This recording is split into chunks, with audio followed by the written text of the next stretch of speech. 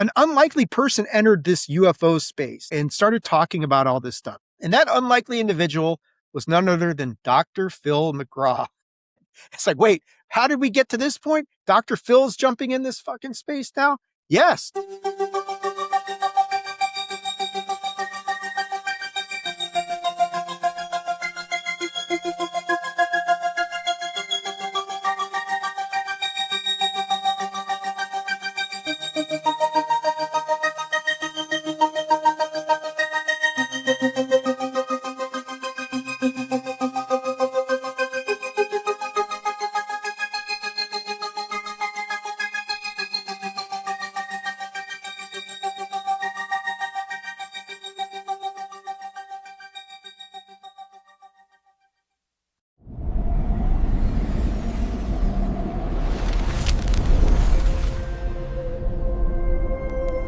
Good evening, everybody. Welcome in to this edition of Unidentified History, starting a little bit later than I anticipated.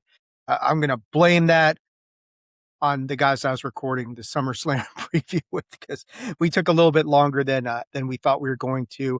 Welcome back into Unidentified History, and I'm thankful for you guys to come on in here tonight and join with me to break down what is just kind of, how do you put this, right? I mean, what is going on right now with ufology has just turned into a pretty massive shit show. And I mean, there's no other way to describe it. There's so much stuff that's happening right now, and a lot of it's not so good.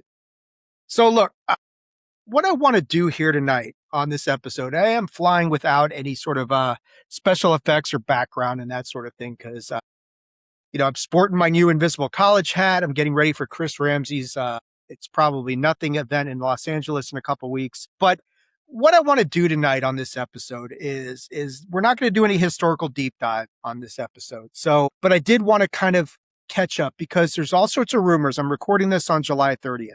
So the rumor is that tomorrow we're going to get the 5th UFO file drop. Now, whether that actually happens or not, who knows? And on this episode, what I want to do is go back to like the last couple of weeks. And I want to talk about the 4th UFO file drop, because there was actually some stuff in there that ties directly into the last episode I did, which was the Roswell episode, which you guys, I cannot thank everybody enough for that one. That episode is right now tracking to be probably the most viewed, listened to, whatever metric you want to use to describe it, episode that I've done since like the early days of the wrestling podcast, when the wrestling podcast used to do big numbers back in the day.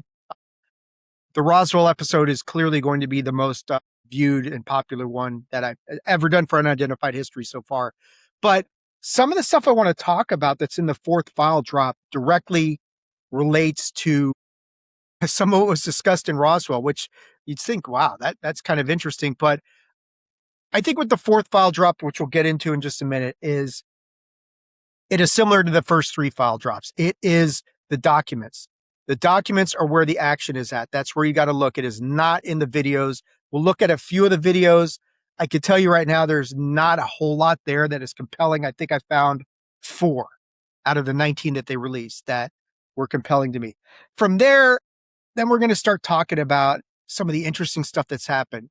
Dr. Phil jumping into the space, what happened last week with President Trump waiving, and I'm using that air quoting, waiving NDAs. We'll talk about that. Possible existence of a disclosure speech. There's going to be quite a bit of Matthew Brown on this episode, as he has done a hell of a job addressing some of the issues that are going on. Talk some about just some of the stunning stuff that I want to get into, and involving like some of what Jeremy Corbell said on the Y-Files, which is mind-numbing when you kind of think about the scope of this NDA and this waiver and what it actually means, and how immune the players are in this space as to all this. We'll talk about the UAPDA has passed. AARO finally released their 2025 report. And we've got some other stuff with a CIA whistleblower who may not have been as on the level as some of us thought. There's some weird video coming out of the White House.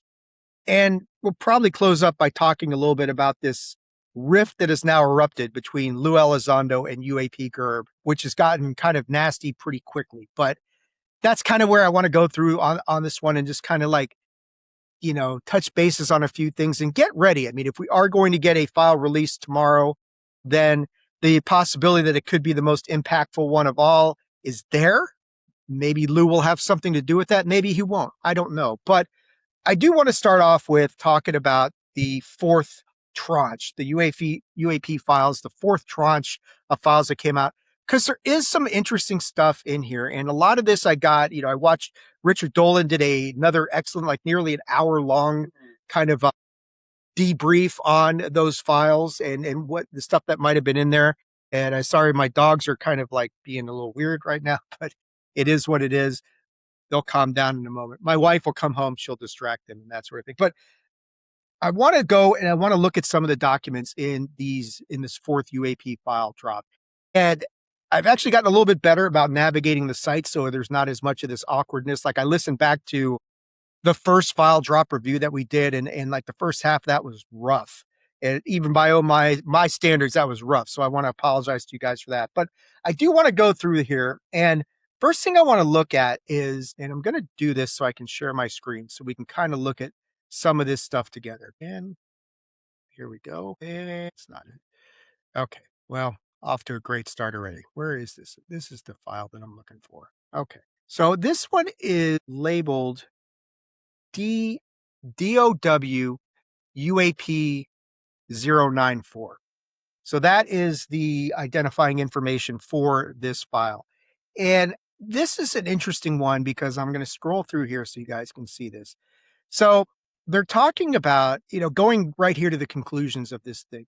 And they're talking about, since the Air Force is responsible for control of the air and defense of the U.S., it is imperative that all other agencies cooperate in confirming or denying the possibility that these objects have a domestic origin. Otherwise, it is firmly indicated that there is no domestic explanation. The objects are a threat and warrant more active efforts of identification and interception. It must be accepted that some type of flying objects have been observed, although their identification and origin are not discernible. In the interest of national defense, it would be unwise to overlook the possibility that some of these objects may be of foreign origin. Now, obviously, it's very critical to know that none of these, nowhere in here are they stating these are extraterrestrial, these are alien or anything like that, right? Nobody's saying any of that sort of stuff.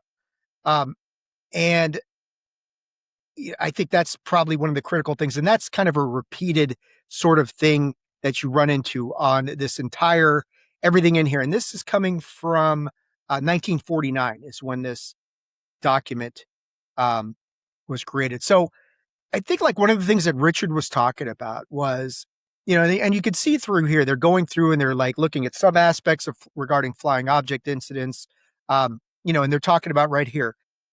They roughly fall into three categories: silver discs or balls approximating a Horton wing type aircraft, balls of fire of various colors and intensities, cigar or pencil shaped objects similar in appearance, the V2 type rockets in horizontal flight. There is a definite theme going through a lot of these records from this time frame that harken back to what was going on in Nazi Germany and some of the projects and programs that were coming out of there, which had some unique morphologies to the aircraft involved and saucer shaped, disc shaped, things of that nature. There's a definite theme of that. Now, here you see the possible origin of unusual flying objects. And so they get into some of the explanations that they're looking here. Some of the stuff that they're talking about here is, they do consider a lot of this stuff to be Soviet in origin. Evidence from the performance characteristics attributed to the objects that if they are foreign, then, it's most of the USSR. That's what they're actually looking at. And it is known that the USSR since 1945 enlisted the services of Dr. Gunther Bach, a German who headed all development of low aspect ratio flying wing type aircraft in Germany. He was believed to be a top German scientist. And so they were thinking early on that the Soviets had attracted, now not everybody, they obviously didn't get everybody because we know that we took some of their best German scientists and paperclipped them, if you know what I mean, over to the United States. So, they are clearly at this point looking at this from the standpoint of this is Soviet in origin. This is Soviet tech and that sort of thing. So I think, like, skipping ahead a little bit, one of the things that Richard looked at was um, selected reports of flying object incidents. And this is very interesting. So right here on this page, you're looking at during April of 1947, 2 employees of the Weather Bureau station at Richmond, Virginia, reported seeing a strange metallic disc on 3 occasions um, through the Theodile while making Pibal observations. One observation is 15,000 feet. When a disc was followed for 15 seconds, it appeared metallic, shaped something like an ellipse with a flat bottom and a round top. So these are guys working at a weather bureau in Richmond. So you can pretty much eliminate from consideration a weather balloon because they're operating a weather station. So that's an interesting one. This is April of 1947. So we're looking 2 months before the Kenneth Arnold sighting, right? 3 months before Roswell, that sort of thing. So you got the following month, which would have put this May 1947. Byron B. Savage, a field engineer for Radio Corporation of America, reported a disc flying near his home in Oklahoma City with an object thought at an altitude between 10,000 and 18,000 feet. There's a sighting at Lake Mead, Nevada, at 10,000 feet. Air Force lieutenant. So these are credible Air Force guys talking about seeing 5 or 6 white circular objects in close formation, traveling, at an estimated speed of 285 miles per hour. So then you've got the following day, 2 scientists out along Highway 17 toward White Sand, New Mexico, the V2 firing grounds. They report seeing a large disc or a sphere moving horizontally. Then, this is interesting, on July 7th, 1947, so this is the day before Roswell gets announced to the world, 5 Portland, Oregon police officers reported varying numbers of discs flying over different parts of the city. All observations made within a minute or two of 1:05. Now, F is if you watch the Roswell episode, you will recognize this. On the same day, July 7th, 1947, William Rhodes of Phoenix, Arizona, allegedly saw a disc circling his locality during sunset, took 2 photographs. Now, the photographs are going to show here will look very familiar to anybody who watched the Roswell episode because you've seen these before. We showed these on the last episode. So this, from July 10th, 1947, a Pan America Airways mechanic reported a circular object flying at high velocity, paralleling the Earth's surface and leaving a trail which appeared as a burning up of the cloud formation. So you could kind of see over in here in the upper, it almost looks like a funnel cloud, right? And this is an even better one. This definitely looks like some sort of a funnel cloudish sort of thing. Then they talk about the Kenneth Arnold sighting, right? While flying near Tacoma, Washington, reported a formation of flying objects. So we already know about that. August 4th, 1947. This goes to November of 1947. And then you start looking around. January 7th, 1948, a National Guard pilot was killed while attempting to chase an unidentified object up to 30,000 feet. While it is presumed that this pilot suffered anoxia, resulting in his crash, his last message to the tower was, quote, "It appears to be a metallic object of tremendous size. Directly ahead and slightly above, I am trying to close for a better look." This is the Thomas Mantell incident, and this is going to be the next incident that we cover on Unidentified History, the next historical deep dive that we do UFO related. I know I'd said on the last episode that I was probably going to do the green fireballs next, but looking at the chronology of those events, the green fireballs actually happens at the end of 1948. So I kind of want to go back and touch with the Thomas Mantell incident because that happens sooner. And that's a very well-known incident where it's documented that a National Guard pilot died chasing a UFO. Now, a lot of people said it was a skyhook balloon. It was this, it was that, it's the other. Don't know, but we're going to take a much deeper dive. But it is described here in this report. So they go through, everything going through July 1st, 1948, July 17th, 1948. Kirtland Air Force Base described a sighting in the vicinity of San Isaiah, New Mexico. 7 objects. So I'm not going to read through all this stuff because you guys can do it yourself, but I would urge you, go and check out. They've got drawings here of, sightings and things like that. And there's a lot in this document. It is very useful to go and look at, especially Appendix D flying wing type aircraft talking about origins, Germany, the different sort of things that they had here. I mean, this is you can see some of the pictures here, the Horton wing unit, which if you didn't know any better, that looks a lot like, okay, that could have been what Kenneth Arnold seen. It's got the same general shape to it. Don't know. This one here, it's got jet engines and kind of triangular-ish, sort of, that sort of thing. I mean, look at some of these things that are on here. Could some of these have been confused for, this one for sure. This is way before the Northrop YB-49. This is way before any sort of stealth bomber was readily known. This one looks definitely like it could have been confused as a UFO. But the problem is the speeds involved, the noise involved, and that sort of thing. So that was the first one that I wanted to look at, and definitely worth your time. DOW UAP D094. Definitely worth your time to check that one out. It is a very valuable document and a good thing to look through. So now let us go to the next one. Which one is this? Okay, this is the one we just looked at. Okay, never mind. So let me close that one away and we'll go here. Now this one is, I believe this is yeah. Okay, so this one is fascinating to me, and I'm going to share this to you. This one comes in under DOW UAP D097. That is the designation for this document. And here, this one is very interesting to me for a few reasons, because there are lots of sightings at the beginning of this thing, and they kind of go, and yeah, if you watched the Roswell episode, or you tuned into the Roswell episode, or you're listening, I hope at this point that you watched it, because that was the much more valuable way to look at this. Look at all of this stuff at the beginning.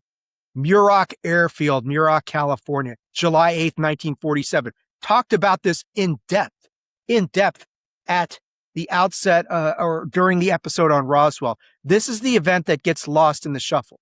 Okay, this is the event that happens at Muroc Airfield on the same day that the Roswell announcement is made. And look at if you go through here and you kind of look at this number, you got 1, 2, 3, 4, 5, 6, 7, 8 different events at Muroc Airfield. The number of objects cited: 2, 2, 2, 2, 3, 3, 1, and 1. So that's 2, 4, 6, 8, 11, 14, 15, 16 different, well, I say 16 different objects. It may not have been different objects. They could have been the same object seen multiple times.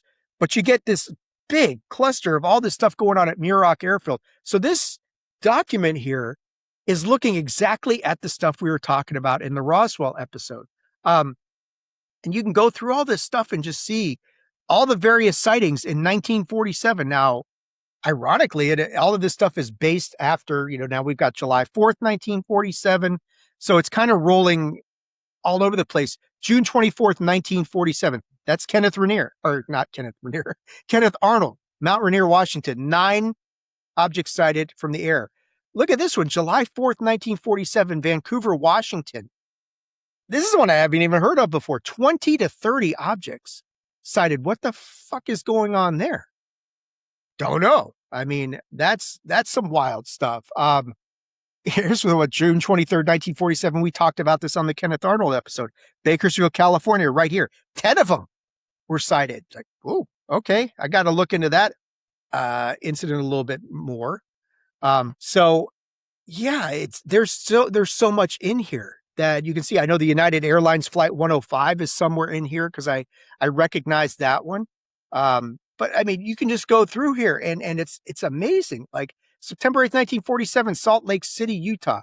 5 groups, each containing 35 to 60 objects. Like, what do we, this is it. They're in Placerville, California. One of them signed. They're all over the place. Philadelphia, Las Vegas. You just roll through here looking at, and then they kind of go back and they talk about the observers' occupations, and they go back, and this is all like the Muroc stuff, right? What they observed: none, horizontal flight, no maneuver stated. This one of these ones, is talking about descended from an intermediate altitude in an oscillating fashion almost to the ground, then started climbing again to a very high altitude and moved off slowly in the distance. That is not a balloon. I don't think you can classify it that way. But this document, it's fascinating to go through and just kind of like see the various incidents, and you can kind of mix and match. And now, they've got this report broken down in different ways, like the sighting in general, the maneuvers observed. You've got weather forecasts. It's a treasure trove of just sightings that you may not have heard of before. Now they're talking about shape, size, and sound, right? So we go back to the Muroc stuff, silvery, shape not stated, size not stated, sound not stated. And this, okay, now we've got one here at 1D, which is a disc, silvery disc, thin metallic object, unconventional shape. So you kind of go through and you can look at all these different sort of like the predominant shapes, the sizes involved, whether any sort of sound was going on. So this is another really, really interesting document to go through. And there's really no concrete or good explanations provided in here as to what they thought this stuff was. But as you can see, there's a ton of it, absolute ton of this stuff. Rolling through here some more, you got the Rhodes photograph here. This is a Rhodes UFO. And they do try to explain this a little bit. And so they've got here, I think it's page 33 of this. They're talking about the Rhodes photograph. They're trying to explain it. Concluded that the image is of true photographic nature. It is not due to imperfections in the emulsion or lack of development in the session in question. The image exhibits a tail indicating the proper type of distortion due to the type of shutter. So it's a legit photo. They're saying it right here in this report. This is a legit photograph. Now, what it is a photograph of, that's, of course, up to debate. But you could see we've got this thing that we saw in the other report, this German sort of batarang, and then they got the biology of the flying saucer. So this is a pretty good read because they're talking about, now they're trying to debunk this. This is from February 13th, 1948. So this is pretty, this is less than a year after the moniker of flying saucer is introduced into the lexicon of the United States, right? And they're going through and they're talking about what these things might be. I'm not going to read all through this because for you techie guys out there, for you science guys, somebody like UAP Gerb would probably look at this and say, yeah, this is kind of interesting. But they're trying, they've got this broken out into several parts, a Russian parabola glider of 1924. So, and they've got some physics stuff in here broken down. It's really interesting to look at, but it's a really cool document with some of the other ones that are in here that you can go through and say, oh, wow, okay, there's quite a bit of interesting sort of information there. Let's keep moving on because this next one is under DOE, which Department of Energy, UAP D004. And I'm going to see if I cannot find that one. This is the wrong one, but this is the right one, D004. Okay. So this is all related to the green fireballs. And what was going on here was they had these events with the green fireballs. And what they wanted to do, they brought in some really heavy hitters to try and figure this shit out. And just, to look at look at the people involved here. They bring in Dr. Lincoln La Paz from the University of New Mexico. He's a meteor expert at this point in time. University of California, look here at the bottom. Dr. Teller, Edward Teller, heavily involved with the Manhattan Project and the development of the first atomic bomb. So he's in here. So I want to go through some of these entries and kind of like the discussion that's going on here, because this is fascinating and interesting stuff. Let's go to page, where are we? Page 13, 11, 12, 13. Okay. So they're talking about on page 13 that green is not a typically observed color for meteors, right? Down here near the bottom. And they're talking about the speed involved, the speed of the object. So yeah, okay. So looking at this thing, Dr. Teller, did I understand you correctly? The velocity of the object appears to be some 50 kilometers per second. Dr. La Paz says no. In the case of the green fireballs, something between 3 miles per second and 12 miles per second. So depending, you see if you choose one ruled map or another. So they're talking about ridiculous speed involved of these, dropping from, the January 30th observation gave us our first long path. So they're talking about the speed. Duration estimates range from 5 to around 14 seconds, 10 miles per second. And they're talking about the color green, the green fireballs. And Dr. Bradbury saying green is not an unknown color in meteors. And Dr. LaPaz was like, if I were to rewrite the report that I first presented on that subject, instead of saying rarely observe the color green, I think I would now say never observe. You sometimes see green, Dr. Bradbury, but it is a blue-green. The blue-green color is rare, but it is observed. For instance, Dr. Sherman Smith's observation was essentially a blue-green, but on the blue side. So you're talking about green fireballs with a color of meteor that Lincoln LaPaz is saying you never see green with these meteors. You might see blue or blue-green, but you never see green with this stuff. We'll skip ahead a little bit, because I obviously don't want to spend all night talking about this file drop, but on page 19 of this, and let me see, down near the bottom. So here in the bottom, near the bottom, Dr. LaPaz, I just asked Mr. Hoyt a moment ago how he would compare the brilliance of this object with that of an aircraft flare. He said they were of comparable magnitude. I think that was definitely ruled out. So this statement from Dr. Teller is telling, no pun intended. I understand that a reasonable explanation of the flying discs, and I suppose that it is generally known, is that they are meteorological balloons. I understand that in quite a number of cases there have been very close directions established. I must say that from what you have said, it certainly sounds like everything else but meteors. The thing that impresses me is your evidence of the horizontal flight. Meteors do not usually come in like that. So Teller is basically saying, yeah, I understand that the explanation is that meteorological balloons, but these things aren't meteors. The horizontal flight rules that whole thing out. So that's, you got one of the smartest men in the world saying these aren't meteors. Don't demonstrate anything that sounds like meteors. So then on page, what is this? I think this is page 22 of the report. It shows up as page 23 if you actually download this. And they're talking about the speed of these, and they're struggling, or the speed and the no sound aspect of things. These things were coming in with no sound noted, no sonic booms, nothing like that. So Teller's like, you're stating here in the middle, or LaPaz says, except for the flying discs, nothing that you could say would be greater embarrassment. Yeah, okay, so you can go through all this thing.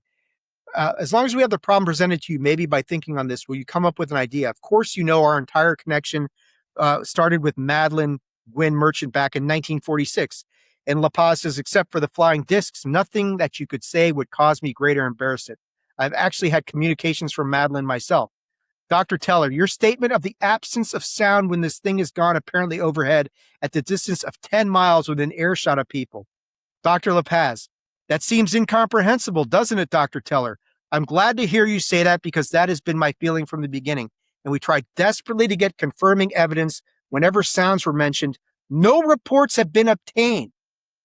Dr. Teller, I must say that the admission in which one could get typical phenomenon in something in the light of Dr. LaPaz, Kaplan told me he was going to get one out of his old blow pressure tubes and begin experimenting. So they're talking about what sound does P2 make when it goes overhead. And LaPaz says, I can tell you what they make when they come down. And Commander Mandelcourt is like, I can tell you what they make when they go overhead at the height of about 1,000 yards. But anything man-made that passes overhead at the height of 8 to 10 miles at this speed could be inaudible. And Teller's like, you think it could be? And the current commander saying, I think it could be the only. Teller's like, even if it went at the speed of 10 miles per second. And then they're like, well, you see at that time, and you can tell they're struggling. They don't know how to come up with this. In the next page, Teller, you have to get a shock wave out of it. With a very small object, the shock wave would be smaller than, I've not made calculations on it, but it's just common sense. So you can go through here and read this yourself. And you run into some of the smartest people in the world at this point in time are looking at this and coming up with absolutely no explanation as to why these green fireballs, they're coming in horizontally. They're of a color that's never seen with meteors, and they're traveling at 10 miles per second or possibly faster, and none of them are making a sound. And you can just tell from reading through this, these guys are struggling to come up with a valid, reasonable explanation as to what the fuck is going on here. Read it yourself, guys. It is another one of these fantastic and really interesting documents to read to try and figure out what do they do, or what the green fireballs aren't being explained very well. It's really interesting. The next one I'm going to look at here. Let's get rid of this one and go to here, which is designated as DOW UAP D095. Now, this one's a little bit more technically based and not as sensational, I would say, as the last one. But it's still interesting from the historical standpoint of flying saucers and where these things come from, and kind of the various explanations that were being promulgated for what these things are, the more prosaic explanations, what they thought these things were, where they might have been coming from, the different programs that might have been involved. You'll see a lot of discussion here. It appears that the chances of success are good for Project Y or Project Ladybird, as is known as in the United States Air Force. If this is a case of breakthrough in the aeronautical state of the art has occurred, which will, and this is really interesting to listen to. And let me see now, when was this report made? This was DOWD095. So when did this one come out? Because I think that's important to kind of keep in mind as to when the general, when some of these reports were issued. What they're talking about here is some of these explanations. So they're talking about the development of these unique programs, and they're saying in conclusion, it appears that the chances of success are good for Project Y or Project Ladybird, as is known in the United States Air Force. Okay. If this is the case, a breakthrough in the aeronautical state of the art has occurred, which will revolutionize aircraft design and air warfare. If we accept the possibilities of such designs, then we must also conclude that the Soviets must at the least have the capability to have such aircraft almost as soon as the Western nations. At the other end of the possibilities, we must consider the chance that the Soviets are several years ahead of the US at this time. Perhaps one of the most important results of this investigation has been that such unconventional aircraft are not considered as fantastic as previous, and the emphasis will shift from disproving flying saucer reports to proving such reports.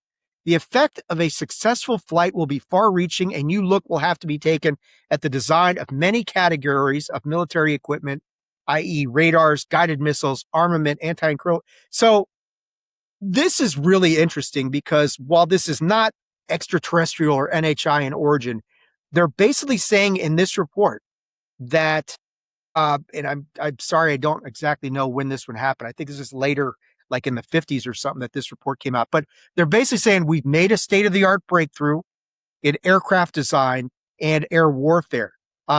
We think the Soviets probably have done this as well, if not done it a few years ahead of us. So they're admitting in this report, or acknowledging in this report, the possibility that the Soviets have leapfrogged them at this point in time.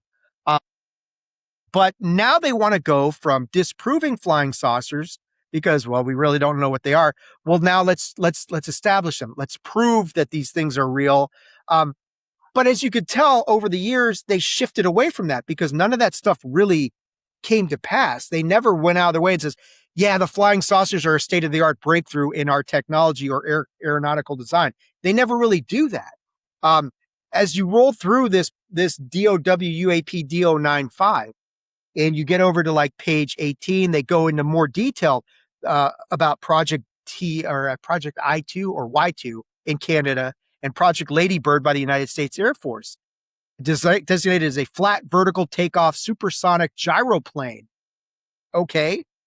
This things that we still haven't heard a whole lot about. Going over here to, this is on, what is this, page 20? You've got the general characteristics, and they're talking again about whether or not the Soviets are ahead of us, whether they had leapfrogged us in this technology. So it's very interesting. Let's keep rolling through the report, getting a little bit farther down the line. Okay, this is about page 35. I don't expect you kids to be taking notes at home. There will be no pop quiz on this.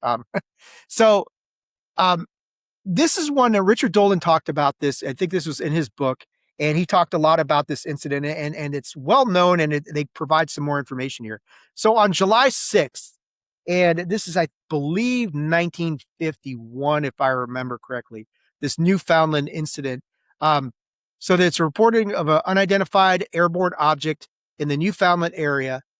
I believe this is, July 6th. And at the time of the sighting, a radar in the same area obtained a radar return of an object which apparently was identical to the one the KC-97 crew had under visual observation. A committee appointed by this directorate to evaluate the sighting reviewed reports summarizing the incident by the Northwest Air Command. The committee tentatively attributed the sighting to electrical phenomena and visual misinterpretation by air crew members. So, okay. At the same time, however, the committee discussed the possibility that the object might have been a high-performance unconventional aircraft. Okay. This directorate is of the opinion that the development of such an aircraft by an unfriendly nation would constitute a serious technological threat to the United States, and therefore every effort must be made to identify sightings in the future.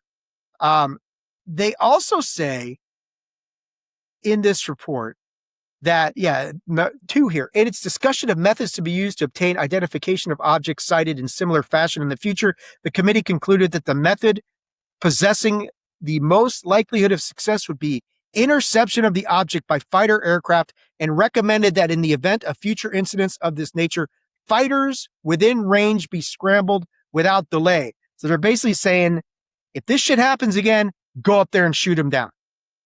Don't know what they are, right? I mean, could be, who knows? But the consensus at the end of this thing, it shows up here on, I believe this is page 40, the conclusions. It was concluded that no intelligence is available to support or deny the existence of unconventional Soviet aircraft comparable to those under consideration in the U.S. and Canada and providing performance such as reported. The committee was unable to explain the simultaneous ground radar returns. They don't say it in here, but they had ground radar returns on this thing for like 49 minutes. So it was being tracked for a long time. They could not explain the simultaneous ground radar returns and aircrew visual sightings, tentatively accepted the NEAC evaluation attributing the incident to electrical phenomenon on the one hand and misinterpretation of the sightings by aircrew members on the other. Further concluded this incident should be classified as UFO B, which was the older designation for an actual UFO event. The item is not considered suitable for inclusion in the DI policy book. So, and you're looking at it is further recommended that in the event of future incidents of this nature, fighter scrambles be effected without delay. So that's their approach to this whole thing is, if this thing happens again, send the boys up there, bring this shit down. Even though we don't really know what we're dealing with. But, that's what you got there. The last document I want to look at is much more recent. And this one was pretty well publicized. So this one is, like I said, this is recent. This is from 2015. And this one is designated DOE UAP D005. So this is Department of Energy UAP D005. This is the Pantex 2015 incident. This is a short document, but enclosed for your review is a complete report for the Pantex unidentified object that occurred on September 2nd, 2015. So Pantex, for those of you who don't know, is one of our biggest nuclear facilities, nuclear construction. It's one of the most important aspects of our nuclear armament, offense, defense, whatever the fuck you want to call it. September 2nd, 2015. So you could see what's going on here. On September 1st at approximately 7:10, Pantex ground surveillance radar detection system identified an unknown object flying in a non-threatening manner west of the Pantex facilities in a northerly trajectory. So they go through all this stuff. They say the object, and now most of this is not redacted, but there are a few places. An object approximately 1.75 miles southwest of Z12 Road, traveling at 10 to 15 miles per hour. So this thing's moving super slow. And they're trying to locate the object, and they can't really do it.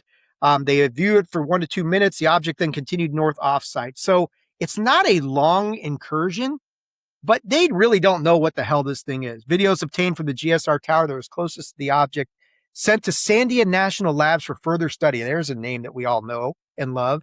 See the image below. It's an image from ground surveillance and the radar tower. The video doesn't provide much detail of the object due to the distance of the object. Now, they did not release the video of this. All evidence of the incident were turned over to the FBI agent, and the name has been redacted.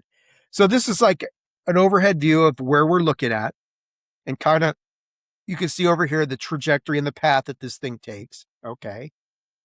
This is an image from ground surveillance radar that they get of this thing, and you can see it up in the corner. And then this is zoomed in Sandia National Labs enhanced image of the object. Don't know what that is. That could be any number of things. Balloon-like in shape, sure. Blurry as fuck, absolutely. The same sort of stuff. Don't know what it is. But the fact remains that something was detected over the Pantex lab Pantex site in 2015. That was concerning enough, moving slow enough, and a big enough issue that a formal report on this thing was filed. Take that for what you will. I mean, it's another interesting sighting and another interesting event in the documents in this fourth file drop. So, are we going to get anything better in the fifth file drop? Don't know. We're hopeful, but we'll see what happens. Let's. I'll go through the videos because, by and large, most of these are just not that impressive.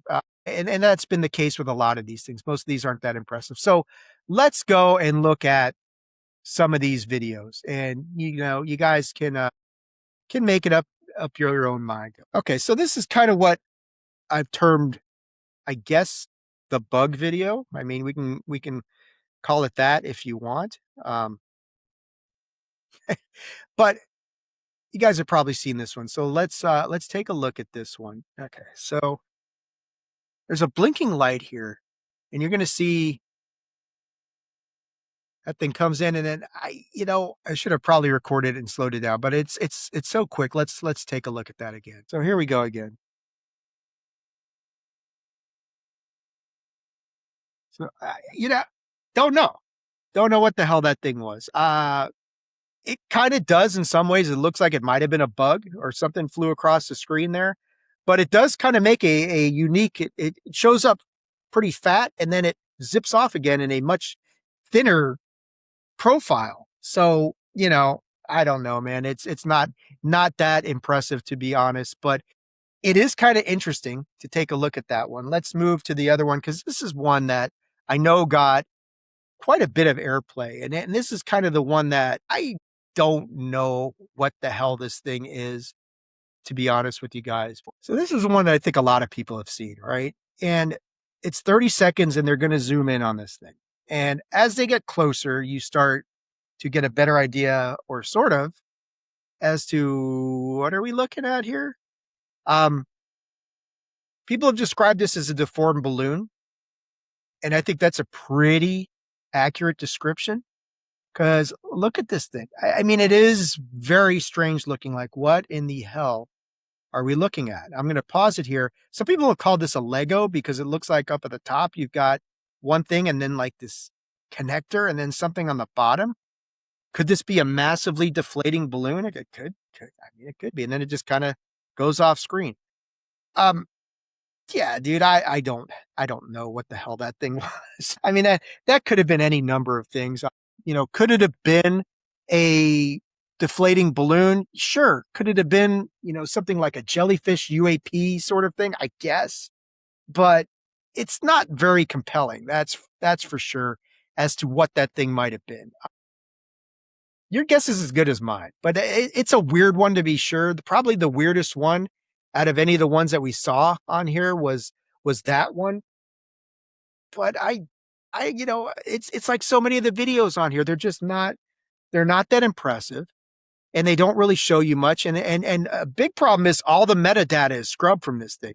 So you have no way of looking at these things and getting any sort of idea of speed, of location, of anything that might enable you to make an intelligent analysis as to what the hell these things might be.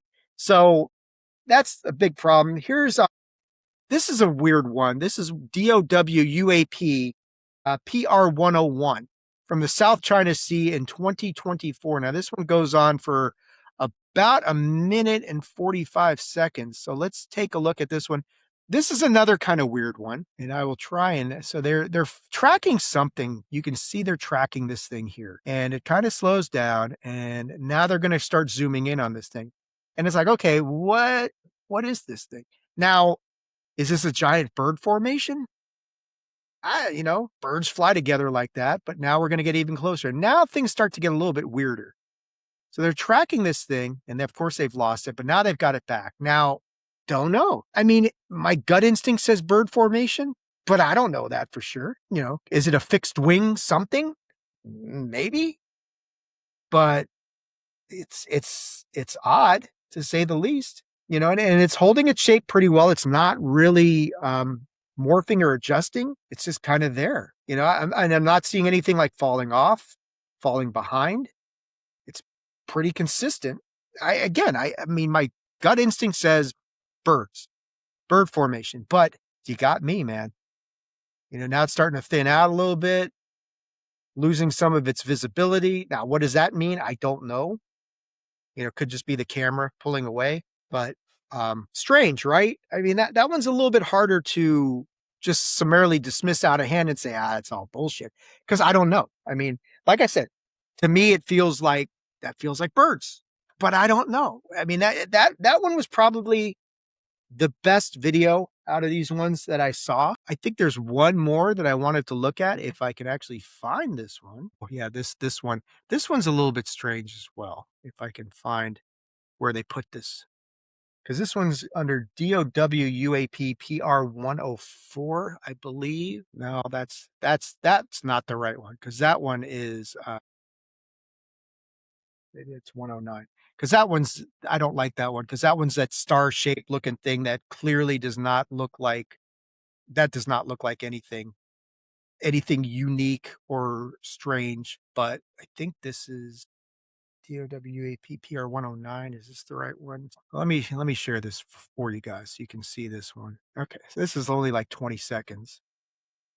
And they've got some inverted sort of something going on. And they're trying to track something. And yeah, there it is right there. So I'm going to play that one again because the observation I made, and this is DOWUAPPR 109. Sorry, I can't read my own damn handwriting. But let's take a look at this one again, because one of the weird things about this, the thing I noticed about this one is that when this thing comes into view, like right there and it flies by. Now, to me, that kind of reminded me a little bit of the, there it goes. That kind of reminded me of the video from, they slowed it down so you got to see it a second time. But it kind of reminded me of that video Pilot in Chile, where they take that really one of the better UFO videos that we've seen of all time, where the UFO flies by the plane, the propeller plane. It looks kind of like a manta ray sort of thing.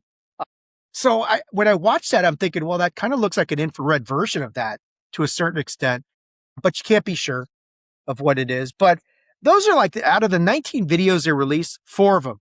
I saw 4 of them. Those 4 that I showed you are the only ones that really kind of impressed me. But what I want to do now is that's pretty much the 4th file drop. Now, one of the weird things that happened is after the files came out and after they were all, right after they came out, an unlikely person entered this UFO space, and started talking about all this stuff. And that unlikely individual was none other than Dr. Phil McGraw. It's like, wait, how did we get to this point? Dr. Phil's jumping in this fucking space now? Yes, he was. So this is Dr. Phil. He comes on News Nation after this whole thing goes down. And he talks to News Nation about these file drops. And I'm going to play this for you because this is, of course, very interesting. Like Dr. Phil, of all people to jump in on this thing, Dr. Phil. Okay, why not? Let's take a look at this thing. Let's see what Dr. Phil has to say about all of this stuff. Moments ago, I spoke with Dr. Phil McGraw, who got a first look at these files. Dr. Phil McGraw with us tonight. Hello, sir. Dr. Phil, thanks for being with us. So you got an early look at this, the 4th release, and you've gone through it. What is your big takeaway? I have, Blake, and I'm glad to talk to you about it. It's good to talk to you. Yes. What's the big takeaway? Well, a couple of things, Blake. First, I am glad that they gave us an exclusive look at this ahead of time so we could really dig in and do a deep dive. And right off the top, I got to tell you, it just makes me furious that our government has been lying to us for 79 years about this. They've been lying by omission. I think they've been lying by misdirection.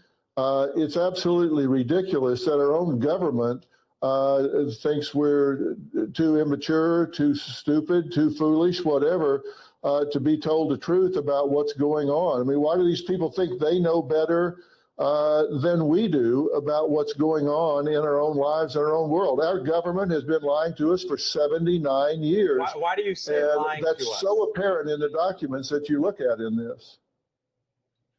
Yeah, why do you say lying to us?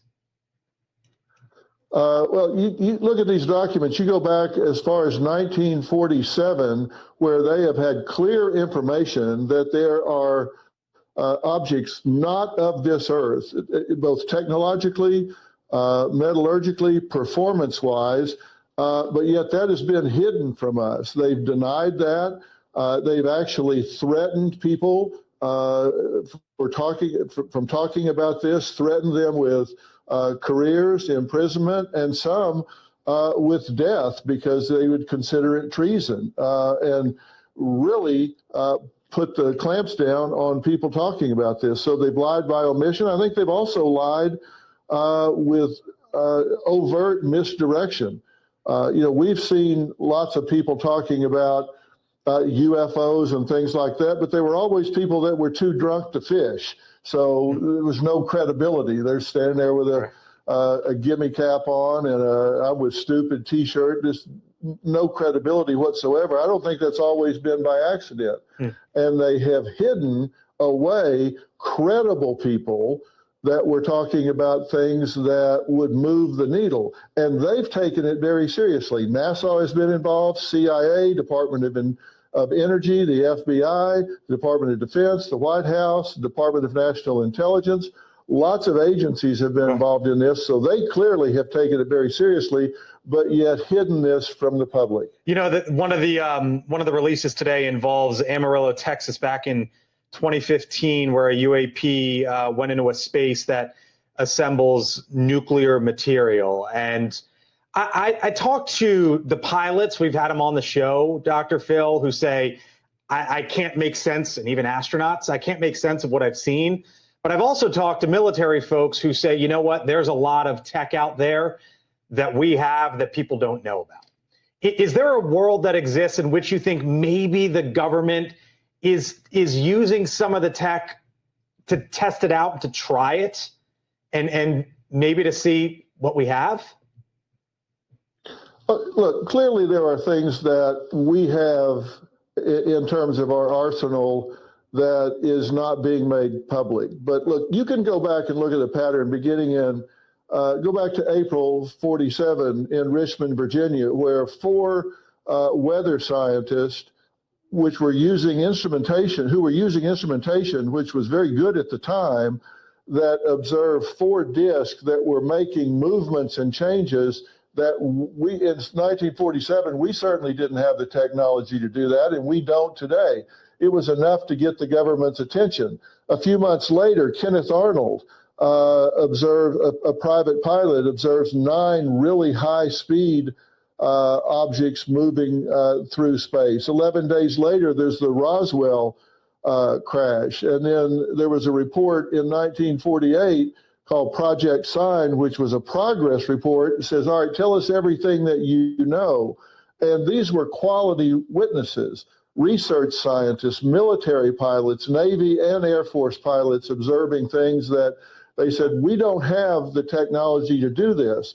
There were green fireballs that they thought, okay, maybe these are meteors. They brought in Dr. Lincoln LaPaz, a leading meteor expert, who said, no, these don't move horizontally with no noise and maintain a consistent speed and maneuverability. And there were 5 cities that had nuclear facilities that these things clustered over, including as late as 2015 at Pantex in Amarillo. Yeah, the one that I talked about. Yeah, that I referenced there. So yeah.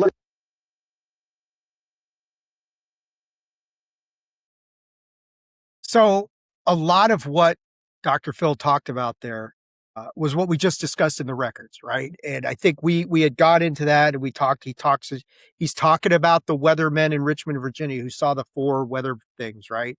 So he's talking about that. He's talking about the green fireballs and Lincoln La Paz basically shooting down the idea that these green fireballs were meteors because they didn't move horizontally and they made no sound, that sort of thing.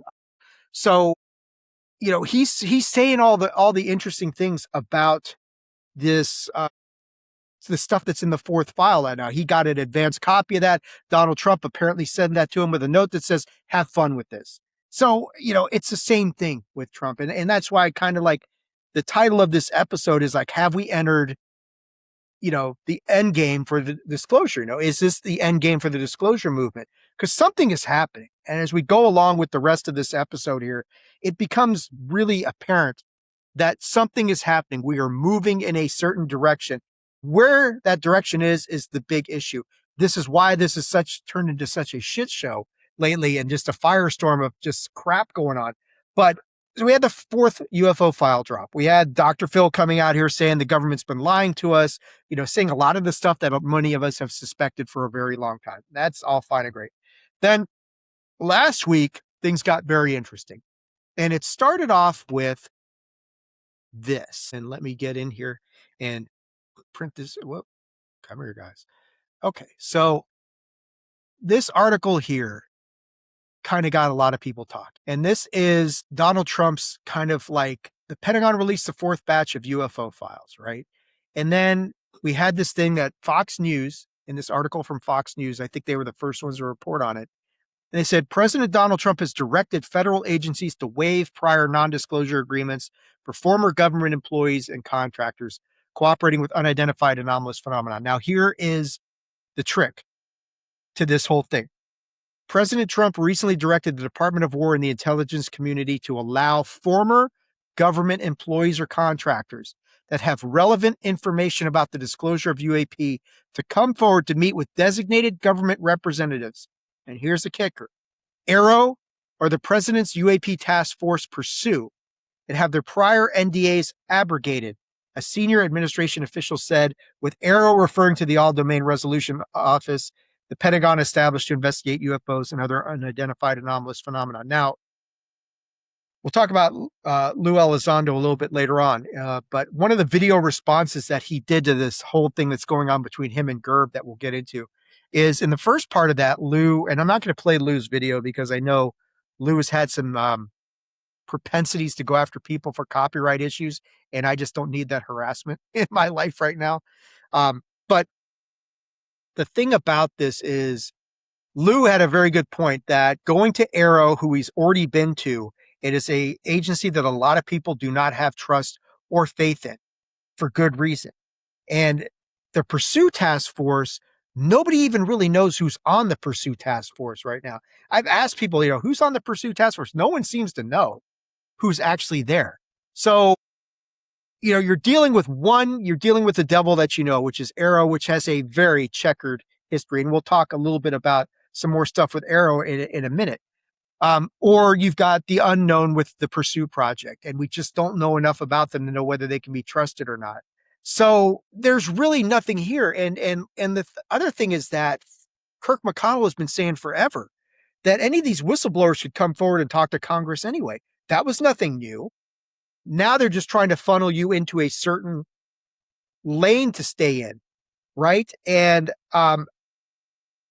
then things get a little bit even more spicy when Chris Sharp from the Liberation Times, he puts out this article, and this kind of caught people by surprise a little bit. And let me put this up here because we thought, this is nonsense, right? Maybe not, because as Chris posted on here, on the brink, UFO disclosure speech believed to have been prepared for Trump amid expanding White House push. Chris, of course, always done tremendous work.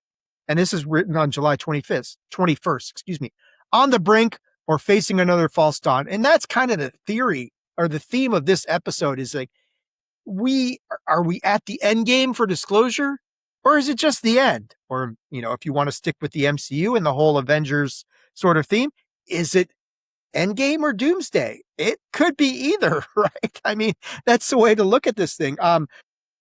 It's difficult to tell. I agree with Chris. Liberation Times understands from multiple sources that a presidential speech confirming that some UFOs are of non-human origin has been prepared. Whether President Trump ever delivers it is anyone's guess.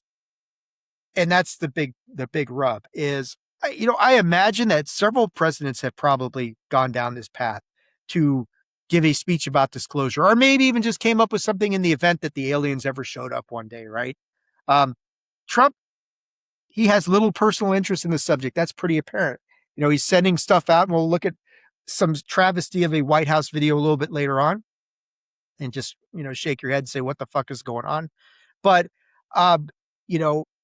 there's a lot of UAP disclosure advocates operating, and Chris talking about this, some operating independently of one another or lobbying the Trump White House to go beyond the measures announced so far, which are the 4 file drops. Does that mean we're going to get a 5th file drop? But the point of all this is that you've got these two things going on at once, right? And you've got Trump waiving the NDAs as long as you go through his designated channels. And then they've also got this aspect of things that, well, maybe Mark Christopher Lee was kind of sort of right in a roundabout sort of way, and there is a disclosure speech out there, but would Trump ever deliver it? Why would he deliver it? When would he deliver it? If he delivers this disclosure speech, he is going to do it strategically for maximum effectiveness. Now, what that maximum effectiveness might be, I don't know. I mean, I could think of a few things out there. You've got the war in Iran that is not going very well. You've got the midterm elections that are coming up that may not go so well for the Republicans if things stay along the certain path that they're on right now. So you've got all these things going on. Where would Trump gain the maximum effectiveness by delivering this disclosure speech?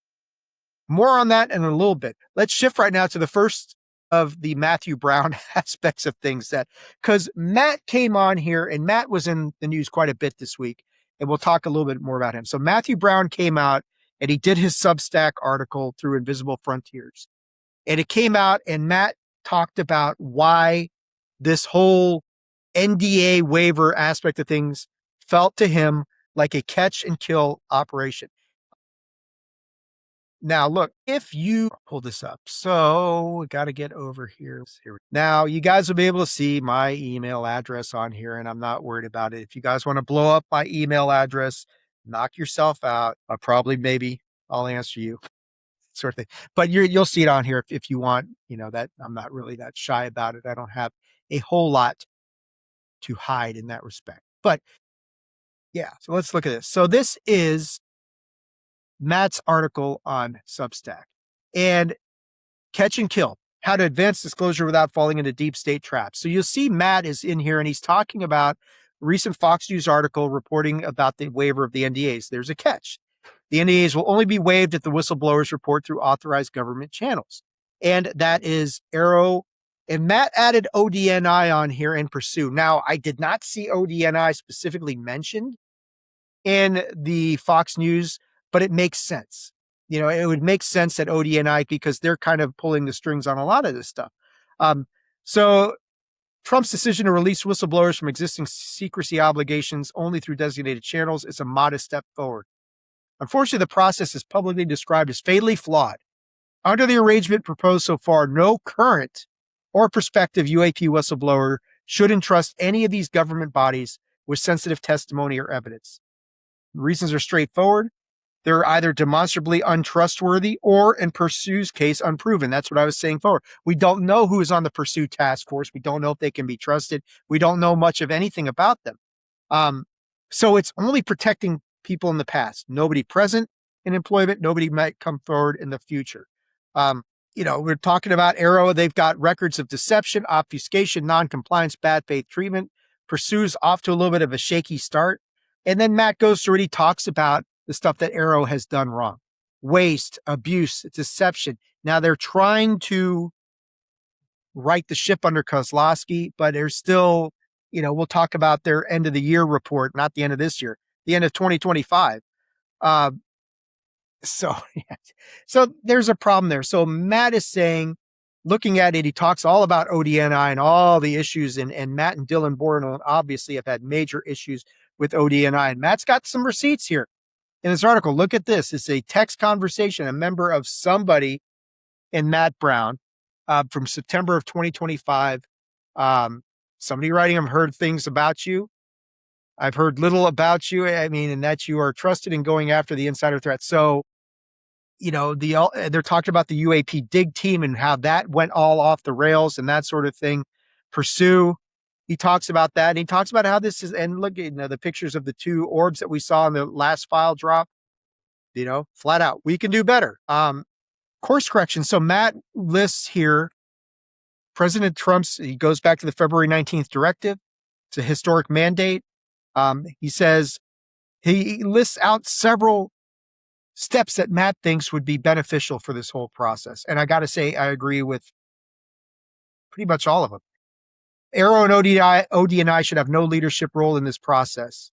They've got a track record of dishonorable conduct, refusals to correct past wrongdoing, disqualify them from any position of trust. Again, I would urge you guys, if you are not subscribed to Matt's Substack, please do go subscribe to Invisible Frontiers. He does magnificent work. I mean, Matt's one of the best writers in the space right now. 2, this presidential directive should permit protected disclosures directly to members of Congress and authorize congressional staff, including those serving on relevant and I've said this too.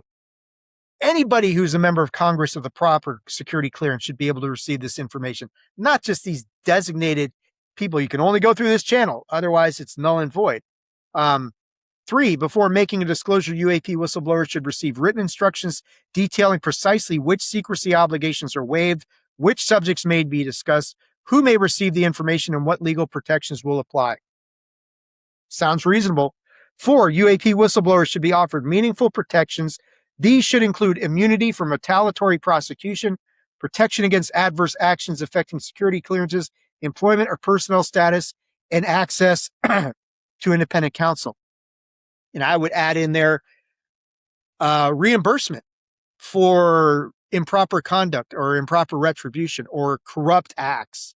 And we're going to get into that in a minute. 5, every protected disclosure and all accompanying evidence must be preserved under a documented chain of custody and immediately reported to the appropriate congressional oversight bodies. Without these safeguards, the process risks repeating the established pattern of subversive officials receiving material, testimony from whistleblowers only to bury, distort, destroy, or improperly classify it. 6, firm deadlines must be established for declassification, review, and public release. 7, the president should consider a bolder approach, cutting out the middleman altogether and creating a White House task force with the authority to identify, review, declassify, and release records concerning UAP, NHI, TUO, and related matters across all elements of the executive branch. TUO, by the way, technologies of unknown origin, if we're getting into acronyms. So I firmly believe you need an independent review board to do this stuff, to take a look at this stuff and kind of be able to do a better job of, you know, reviewing this stuff and giving somebody other than these designated agencies who, again, like Matt was correct, one of them's unproven, one of them's been proven to be a problem and not the most reliable.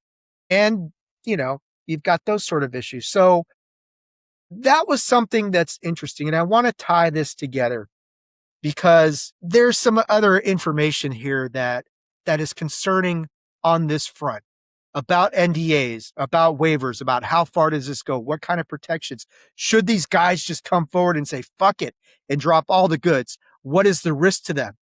The risk is pretty fucking high, pretty damn high, because we're going to get into this right here. I want to play a couple more videos. One of them is from Jeremy Corbell's appearance on the Y-Files, which is eye-opening.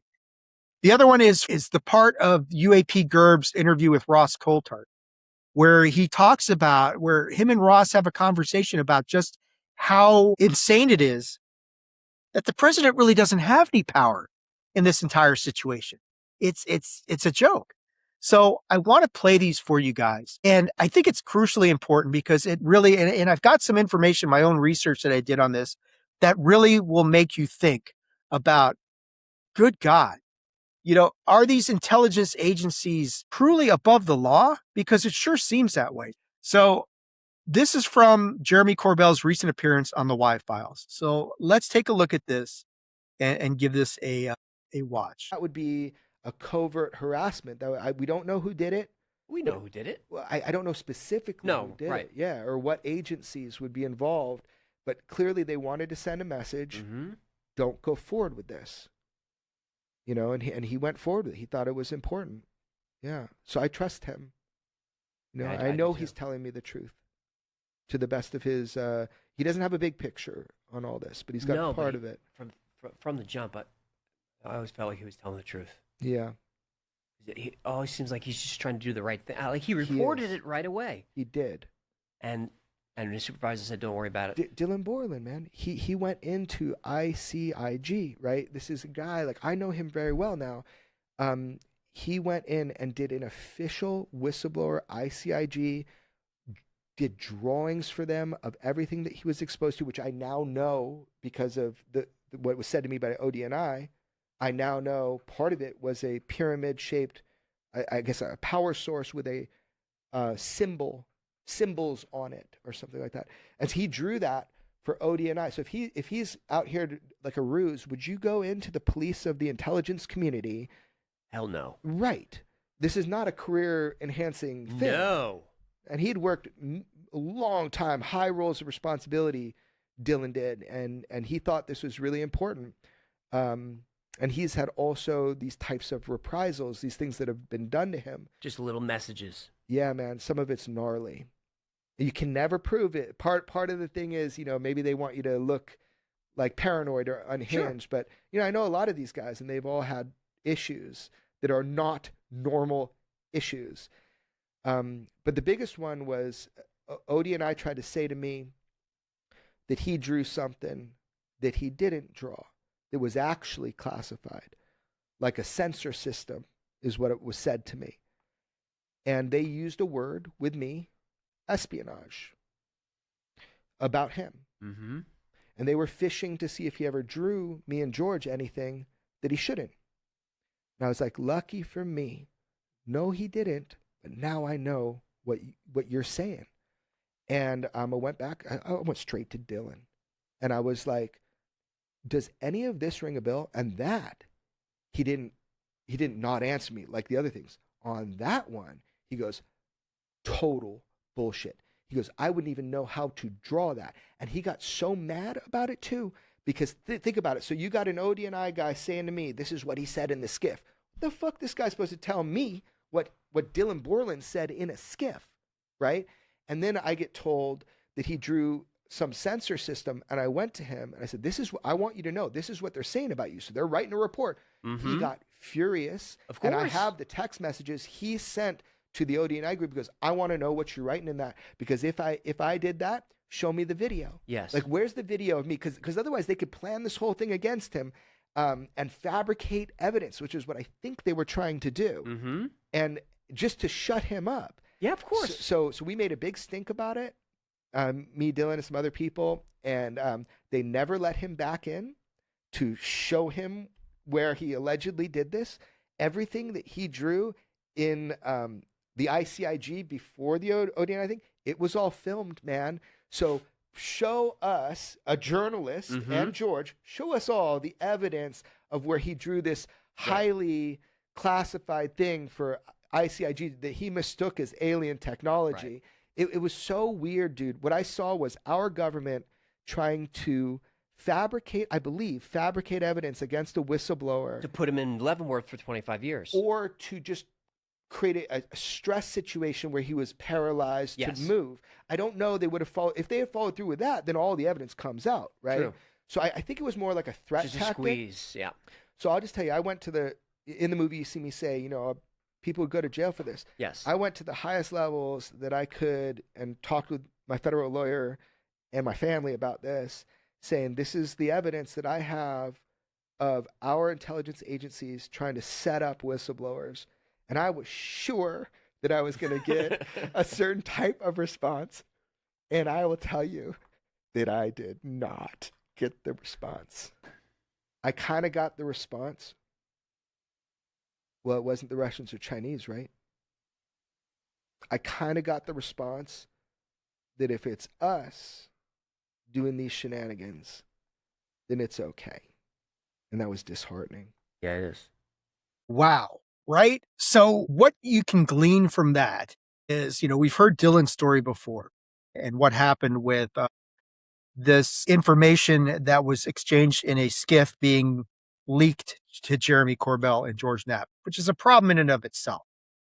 But Jeremy clearly thought, and he went to Chuck McCullough, and I mean, everybody knows who Jeremy's federal lawyer is, and was basically told that, as long as it was American intelligence personnel, it's okay.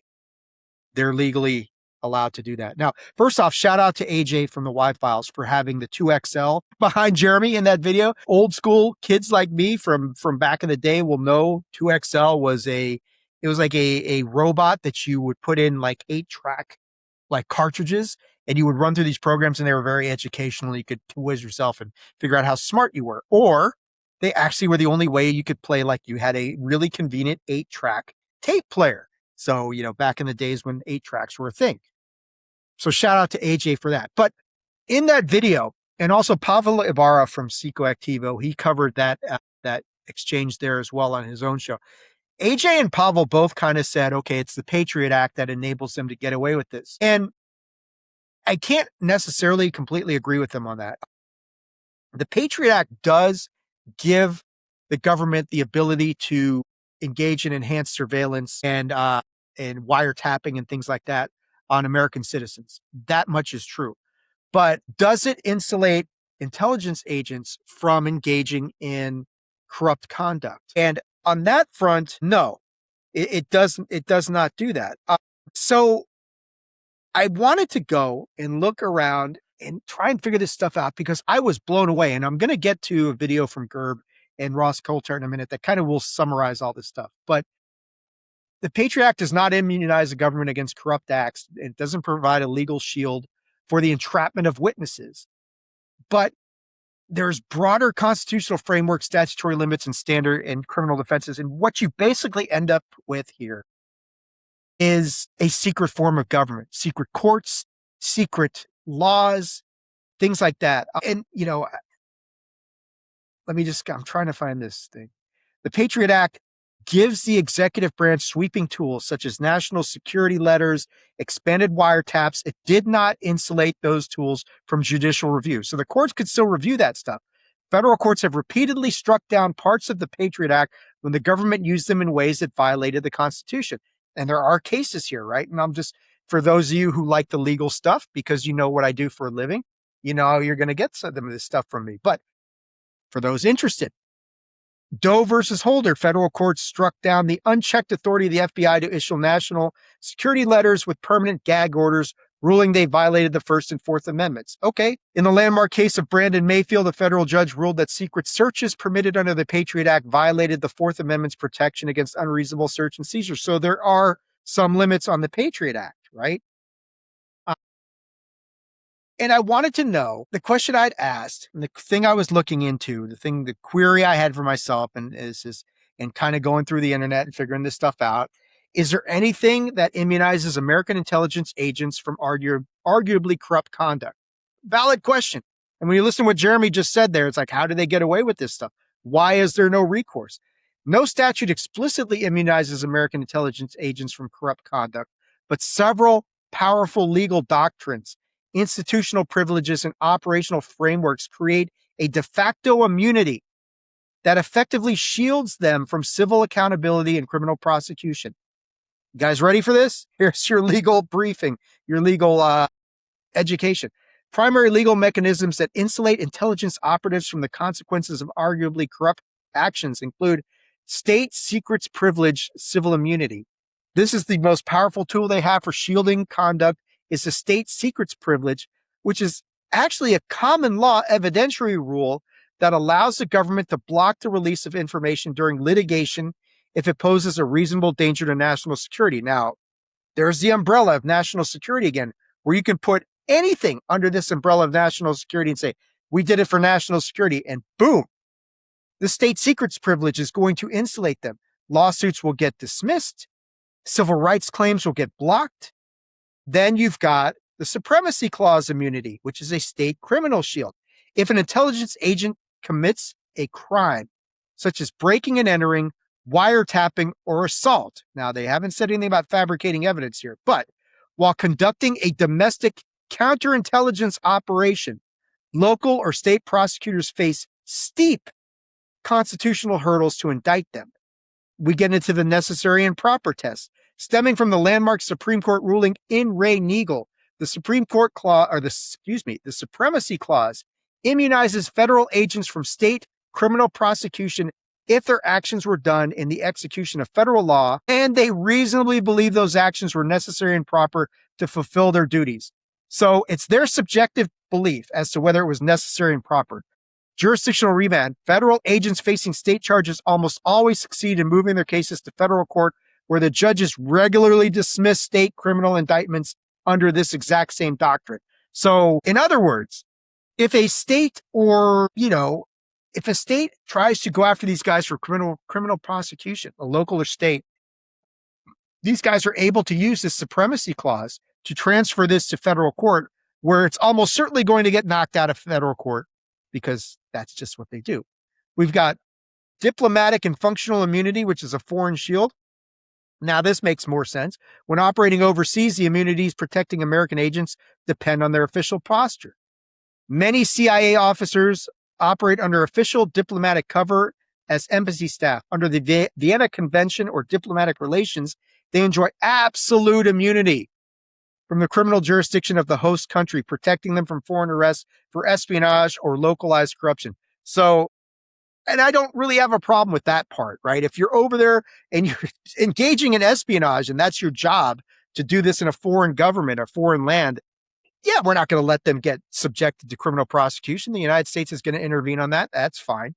Functional immunity, even without diplomatic status, the U.S. government argues that its agents possess functional immunity under international law, meaning a foreign state cannot prosecute an individual for official acts performed on behalf of a sovereign state. Now, this shield is not absolute, as foreign courts have occasionally rejected it in extreme cases, like the Italian conviction of CIA agents for abduction. You've got the Bivens restrictions and qualified immunity. To sue a federal intelligence officer for violating constitutional rights, plaintiffs must rely on a framework known as a Bivens action. So there's no civil remedy. In recent decades, the Supreme Court has heavily restricted Bivens, explicitly ruling that courts cannot create new civil remedies against federal officials operating in the realm of, you guessed it, national security. Double insulation. Even if a plaintiff finds a legal path forward, agents are protected by qualified immunity, which shields government employees from civil liability unless they violate a clearly established right. And qualified immunity is not as strong as absolute immunity, but it's still a bitch to get around. I can tell you that for a fact. Under internal guidelines and mechanisms like Executive Order 123, intelligence agencies are permitted to conduct highly intrusive foreign and domestic surveillance activities because the internal rules governing what is authorized are written and interpreted by the agencies themselves.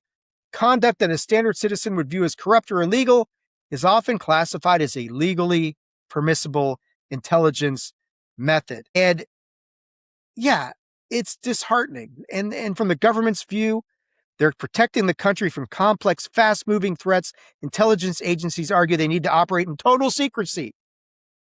They contend that if agents are constantly worried about being sued or prosecuted publicly, it will paralyze their ability to act in a crisis. And that may be all true, but it doesn't give them the right to engage in corruption and deliberate, not entrapment, but fabrication of evidence. Now, you've got the Gang of Eight.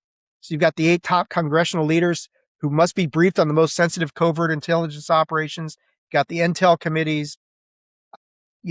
You've got the power of whistleblowers and the power of journalism, which of course Jeremy's talked about, which is a big deal. The Church Committee in 1975. And really, you're thinking the only way to get around this is to enact another Church Committee. But what I just read for you there is on a weaponized episode last year, there was somebody on who was talking about FOIA and how there's now this kind of mosaic defense to complying with FOIA. And you could get these guys who, separately standing, one of these typical enumerated defenses for FOIA release may not apply, but they can weave them all together in like a mosaic pattern and create a wider sort of aspect of a defense that they can put forward and say, well, these little elements combined together create a much broader tapestry that allows us to not comply with your FOIA requests. So fuck off. And you've got the same sort of thing here, that you've got all these various state rules and federal rules that all combine to basically create a situation where a United States intelligence agency or officer can do pretty much what they want, and somehow, some way, they will be immunized against this. And not only is that disheartening, it's for guys like Dylan and Matt, and Dave Grusch, Jeff Nusatelli, Michael Herrera, all these guys who have been just shit on by this process and are looking for, how do we make this thing right? What's our best course of action forward? There is none, according to this, because these guys operate on their own autonomy and they operate in a different realm, and there's secret laws and there's secret courts. You could say the Supreme Court doesn't even have the right to look into this stuff because of some of this shit that goes on behind the scenes that nobody even knows about. To kind of give you an idea as to how frustrating this is, I want to play for you. And it's from this recent interview that UAP Gerb did on News Nation with Ross Coulthart, which we're going to get into some of the more shit showish aspects of that in a moment. But I think this part is vitally important because when you watch this, Ross is also expressing his absolute befuddlement at the fact that, holy shit, how is this even possible? Well, Gerb's got some answers here. And I got to say, after what I just read to you guys and what we just, went through and reviewed, he's probably right. So let's get into this, and this should bring it all home for you guys. So when did it all change? Like who's making these decisions? The thing I find fascinating about all of this is the audience that are watching you right now, they're often asking me, who's in charge? Who's controlling this? Who's pulling the strings? And we all have this image that there's one person or a group of people that are actually controlling what we believe is a retrieval program for non-human alien technology. Yep. And a reverse engineering program, presumably spending hundreds of millions, if not billions of dollars to try and reverse engineer these technologies. If that's true, and I suspect it is, I guess, how in God's name have they kept it so secret for so long? And how could it possibly be the case that, well, maybe not a president, but presumably any knowledgeable National Security Council director couldn't just say, bring me all the files on the legacy program? Couldn't Donald Trump do that and just say, I want all the information? No, absolutely not. I want every person of that 27 that you've just said are responsible for the legacy program in my office tomorrow, and if not, I'm sending in the 101st Airborne. No, absolutely not. And the secrecy of the programs and what you just touched on with sort of a large declassification, these subjects tie over. In 1954, we had the 1954 Atomic Energy Act. This introduced the subject of special nuclear materials. This, anything that gives off slight traces of radiation, as well as restricted data, formally restricted data, and any other security controls that are protected by statute under the Atomic Energy Commission, now Department of Energy, is basically its own classification system, completely free from normal executive order-based declassification system, secret, top secret, and confidential clearance systems. The president doesn't have unilateral classification across these. This is the moment where my biggest ontological shock happened. The lawyer in me can't deal with this idea. You have the president who is the commander-in-chief of the US military. He's at the apex of America's national security system. And you're telling me he has no right to know, no need to know. Presidents and others are considered temporary employees. There is a cadre of senior executive officials, lifers in the US government, in the defense industry, within private aerospace, or rotate in between, that are here for 40, 50 years. And they get to be the decision makers. And a perfect example of that is Donald Kerr. He's now passed, but he was president of EG&G. He was director of Los Alamos. He was director of the NRO, CIA, DS&T, a revolving door of many culpable entities within this topic. So if you're, say, President Clinton, Bill Clinton, and you asked for the UFO files, which I understand he did. Yes. They don't tell you? It was a different world back then, but no, they didn't tell him. We also have to assume that there is a centralized repository of documents saving the history of these special access programs housing UFO activities. That's assuming those records haven't been buried, destroyed, or shredded. Remember what Dave Grusch said on Judicial Watch podcast when he talked about this Clinton event in 1994. He said following Clinton's request to disclose, there was a shred and burn party of several documents. So unless you know exactly where those documents are beforehand and say, this document is here, this document exists here, this is its file name, don't destroy it or you're screwed, such documents can be shredded. So there you go. Gerb pretty much confirms a lot of what was discussed there, that there's a secret classification system that is above executive oversight. And I think we've discussed this before, is that National Security Act, the Atomic Energy Act, all that stuff from 47 and 54, congressionally created. And Congress is the one who vested these agencies with this enhanced classification. So in reality, the only one who can do anything about that is Congress. And they're simply probably not going to do that. But I think that just kind of summarizes the quandary that you are in right now. And that if you're looking for, and this is one of the things with the waiver of the NDAs, is that, prior employees, even if, let's say you work for the CIA or you work for the Department of Energy and you wanted to go to talk to Pursue and you wanted to have your NDAs waived, you could do that. But the fact of the matter is that due to this separate classification system, that does not insulate you from having the CIA or the Department of Energy or somebody like that come after your ass and say, you had no right to do that. You had no right to go down that path and engage in that sort of conduct. So, yeah, depressing, right? Disheartening to say the least, because it's like, you feel like something is happening. I mean, we were moving in a certain direction, and that's why this might be the end game for disclosure. But where do we end up is the big question, right? I don't think this is like the end. Pavel had said something on one of his episodes that's really interesting, that there's a group seeking a retraction of the 2017 New York Times article. And we'll talk about some of that in a minute. The article that started this whole movement. And when I heard him say that, the first thing that jumped in my mind was like, wow, is it a full retraction, or are they seeking to redact, not redact isn't the right word, but retract parts of that article? Because I can't see them taking the whole article down. The New York Times isn't exactly UAP friendly.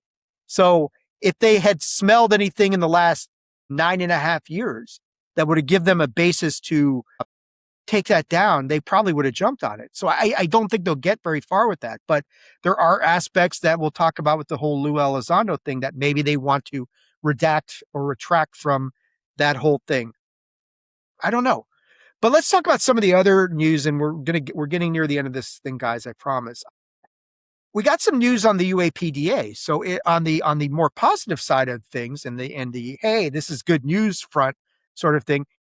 Representative Eric Burleson, very instrumental in a lot of things. He was able to get aspects of the UAPDA passed. Now, whether this gets to the Senate or not, I don't know. But we're going to go to Ask a Poll UAP's X page. And my man, Matt Laszlo, who, of course, I've never really talked to Matt, but Matt did a great job, pinned down Representative Burleson. At the time he was coming out, and Matt was able to ask him some questions. So let me share this here. We'll listen to Representative Burleson, and he's going to tell you all about what happened here. Vote. I don't want to miss this. Okay, go vote. Go vote. Thank you, sir. Thanks for your follow. You got the UAPDA, And I took on the way back. but you got the UAPDA I know. in there? I fight. How do you do that? Diligence, and like absolute relentlessness. Yeah. And so it's a longer story. I'll tell you later. Are you worried the Senate's going to try to strip it out? I know. The public has to fight to keep it in. Yeah. Oh. Vote. I don't want to miss this. So right there, you got to hear Eric Burleson talk about that the UAPDA did get through the House. It was added as an amendment to the NDAA. That does not mean it's going to get by the Senate. And that's the big fight right now. And people need to probably get out there, talk to your senators about this thing. My opinion is it's highly unlikely that it's going to get through the Senate, but I don't know. There is this momentum building on this side of disclosure. And what does that mean? Will that change kind of the way that people look at this? Will that change people's approach to this whole thing? If, does that give Eric Burleson a better angle to get this thing passed? Because there is this momentum. Donald Trump has wanted this stuff to happen. Does that give this a better chance that it could get by the Senate? Maybe. But again, we don't know all. I don't know all the specifics that are in there. But going to Rep. Burleson's website, yeah, okay. So I'm going to go ahead and share this. This is from Eric Burleson, burleson.house.gov. This is his website, and we can read through this together because it's kind of cool. Okay.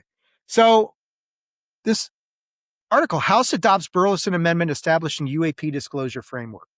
And this is back from July 22nd. The House today adopted Congressman Eric Burleson's Unidentified Anomalous Phenomena Disclosure Act, the UAPDA, as an amendment to the fiscal year 2027 National Defense Authorization Act. Okay. If enacted, the amendment would establish a statutory framework for preserving, reviewing, and publicly disclosing UAP records. It would create a permanent UAP records collection at the National Archives, establish an independent UAP records review board, yes, and extend disclosure requirements to covered government contractors. By bolstering in law authorities for carrying out disclosure, it would support President Trump's pursuit.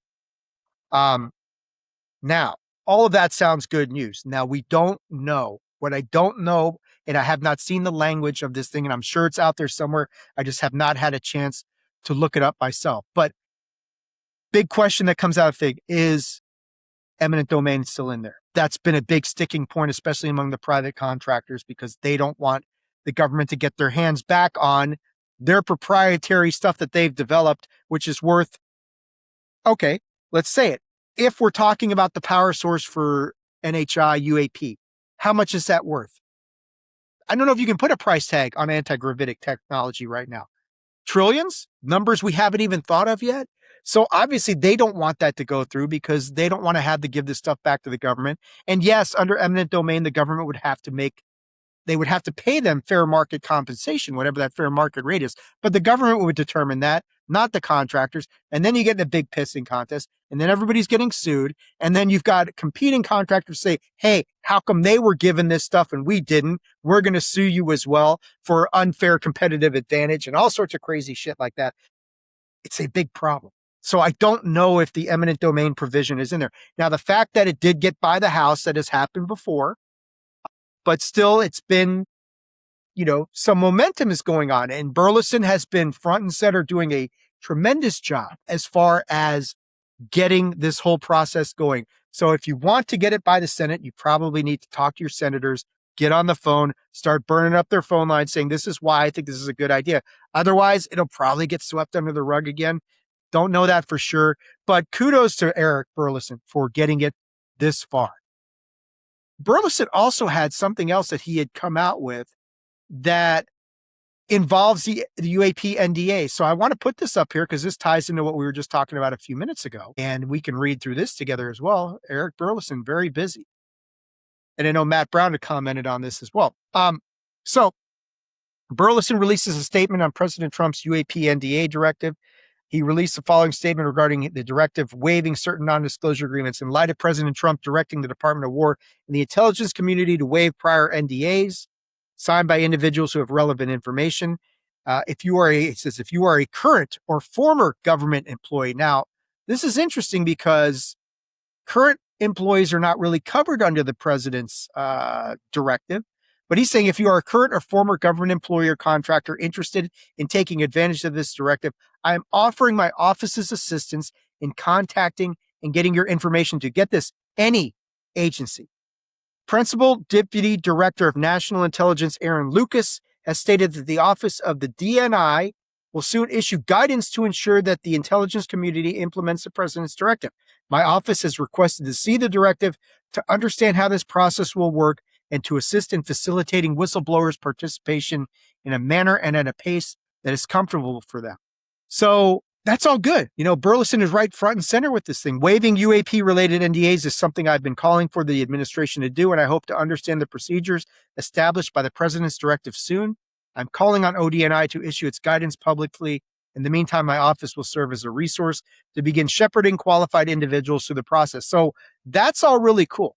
And it kind of gives the idea that, okay, is Representative Burleson's office going to funnel these guys? Are they going to act as a repository for a lot of people who may want to come forward? If they do, that's great because it's an intermediary that can kind of get itself wedged in there and maybe make this a little bit more palatable for people like Matt Brown or Dylan Borland to go to somebody who they can kind of sort of trust and at least say, I'd like to come forward. How do I do this without getting completely eviscerated by the same old shit that we talked about earlier?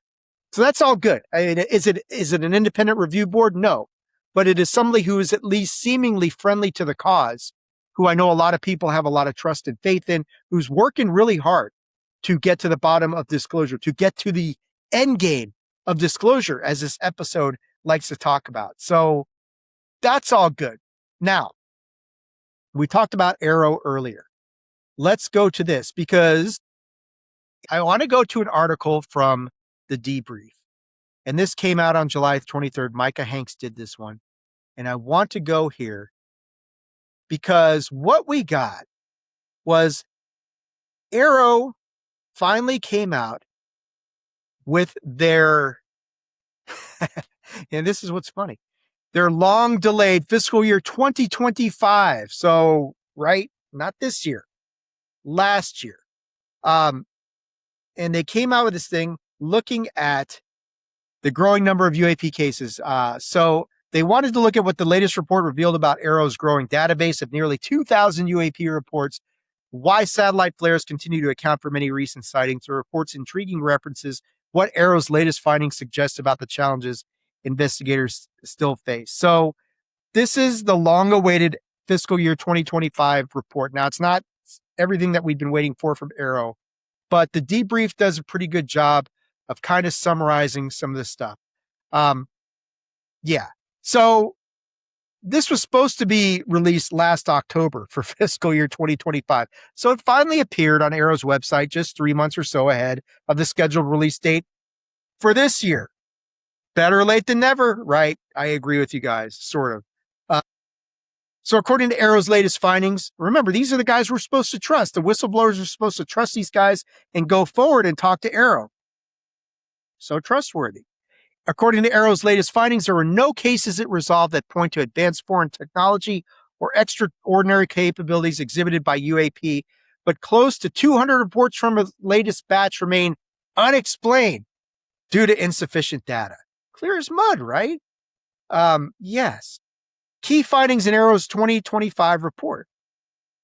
AARO received 319 new UAP cases during the reporting period, bringing its total case holdings to 1,870 since the office's creation.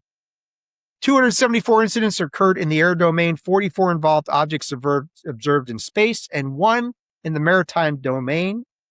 Whole lot of satellites. As for those objects observed in space, AARO's report makes it clear that none of the space domain cases originated from space-based sensors, but instead mostly came from civilian pilots reporting through the FAA. Fun, right? Satellite flaring. Lots and lots of satellite flaring. Racetrack UAPs determined that the sightings resulted from optical illusion created by SpaceX's Starlink satellites. Okay, nothing really striking there. Trends in the data. In terms of appearance, spherical shapes remain the winning category, comprising close to 40% of reported UAP morphologies. Lights, 33%. 25% of sightings lacked enough information to give any clear indication of shape at all. Most of the airborne sightings are occurring between 10,000 and 35,000 feet. Reports above 45,000 feet declined significantly. UAP near critical infrastructure, one of the most significant elements of the new report is that there were reportedly several new cases logged near sensitive military installations and critical infrastructure. So that's kind of important. Let's see, we've got rolling through here. I mean, you can go through, I'll have a link for the debrief on here. So the general gist of this is that, you've got the report additionally documents a significant increase in reports involving unmanned aerial systems operating near U.S. nuclear infrastructure 50 incidents reported to AARO by the National Nuclear Security Administration and Nuclear Regulatory Commission, 170% increase, 178% increase over the previous year's total. And of course, during all of this, they found with nearly 2,000 reports in its current collection, here's the kicker. AARO concedes that while it has found no evidence of links to any extraordinary phenomenon, there are also still a good number of cases that remain unresolved and which warrant further attention. And perhaps that's the real takeaway, not that AARO has found evidence of anything extraordinary, but that some reports do continue to defy any sort of straightforward explanation. A whole lot of we don't know, right? I mean, they've done it. I mean, the space-based stuff that they can attribute to satellite flares and Starlink satellites and that sort of stuff, that's all fine and great. Not surprising. But there's, we haven't found anything extraordinary, but we don't know. There's a lot of we don't know going on in this thing. So, that's AARO's report right there for you guys. Now, can you trust them? I don't know. It's one of these situations where they have not done anything, and I don't expect them to come out in a report and say, yeah, we found a bunch of extraterrestrial life out here, because they've never agreed to that or talked about that previously. So is that particularly surprising? No, but it is important. They finally got the report out there, and it's a good read. It's a good read to read through the debrief article that I shared here, or to just read through the AARO report yourself and see what they came up with. Now, to tie into this, before we get to the Lou Elizondo Gerb situation, which I'm going to close the show off with, a few weeks back, we had a CIA whistleblower named James Erdman III. He came forward, and we covered it on, I think, one of the episodes, one of the controlled disclosure episodes, where he basically said that the dig unit was spying on our own whistleblowers and gathering up information on them, right? They were doing all this stuff. He blew the whistle in the CIA, said, we were spying on our own people, blah, blah, blah, right? Well, along those lines, going to UAP James' X account in his X page, I want to go and share this because Mr. Erdman was back this week. And this is fascinatingly interesting, convenient stuff to watch. So I want to play this for you guys. And this is, you're gonna want to listen to this. So let's get into this thing here. The investigation into UAPs. I did. And actually, that's the one I'll say I was happiest with the outcome of that. I wish I could talk in more detail about what the findings were. It's up to the principal deputy director, Aaron Lucas, to make sure that information gets out to the public. But here's what I will say about it.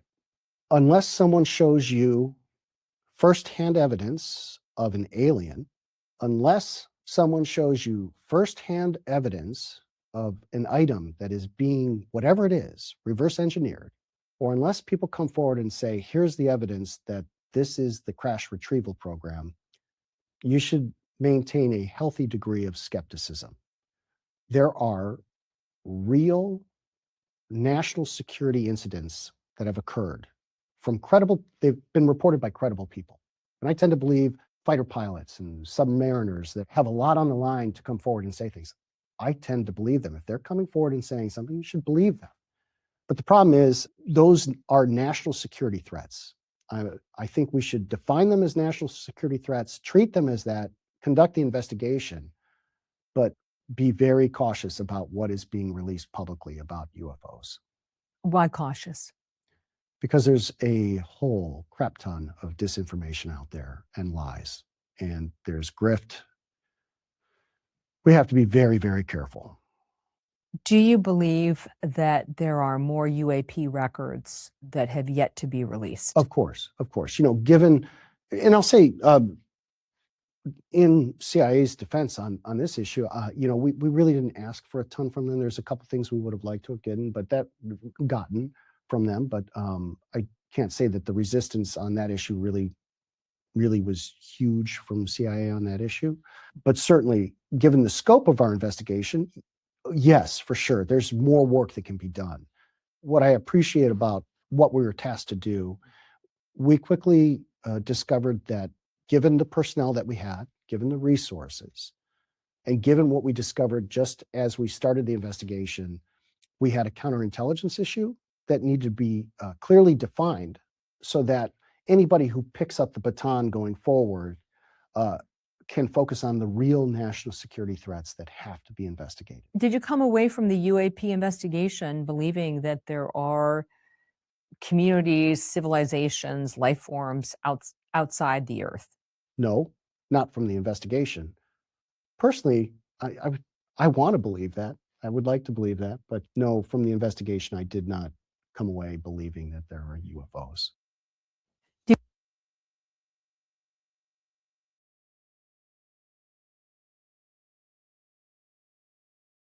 So remember, that is a CIA whistleblower, allegedly, right? Who, of course, was saying how the CIA was spying on whistleblowers and was praising whistleblowers when he came forward to Congress and the Oversight Committee or wherever he testified, right? And in this video, he comes out and he basically says, hey, you can't listen to them. There's all sorts of disinformation. There's grift. So he's talking about these guys who are grifting, right? And I'm not even sure any of these guys really know what the fucking word means anymore because they think grift means, I don't know what they think it means. But this guy comes out and he says, that the same, to me, it's mind numbing because he blows the whistle in the CIA, then comes out and defends them in this video and basically says that the same people who are being spied on were grifting anyway. So I make of that what you will. But, on cue, we got Matthew Brown again. And Matt came up with this, and I want to pull this up here because I think Matt's response, and it's very involved, but I want to share Matthew's response here because I think it's very good and it's important. So he's talking about Erdman, and this is what he says. He wasn't merely part of the ODNI dig investigation into UAP. He led it. That means the criminal conduct of his subordinates occurred under his authority. He either directed it, approved it, tolerated it, or failed to stop it. None of those possibilities supports the heroic whistleblower narrative now being manufactured around him. And spare me the phrase, former CIA officer, there is no such thing.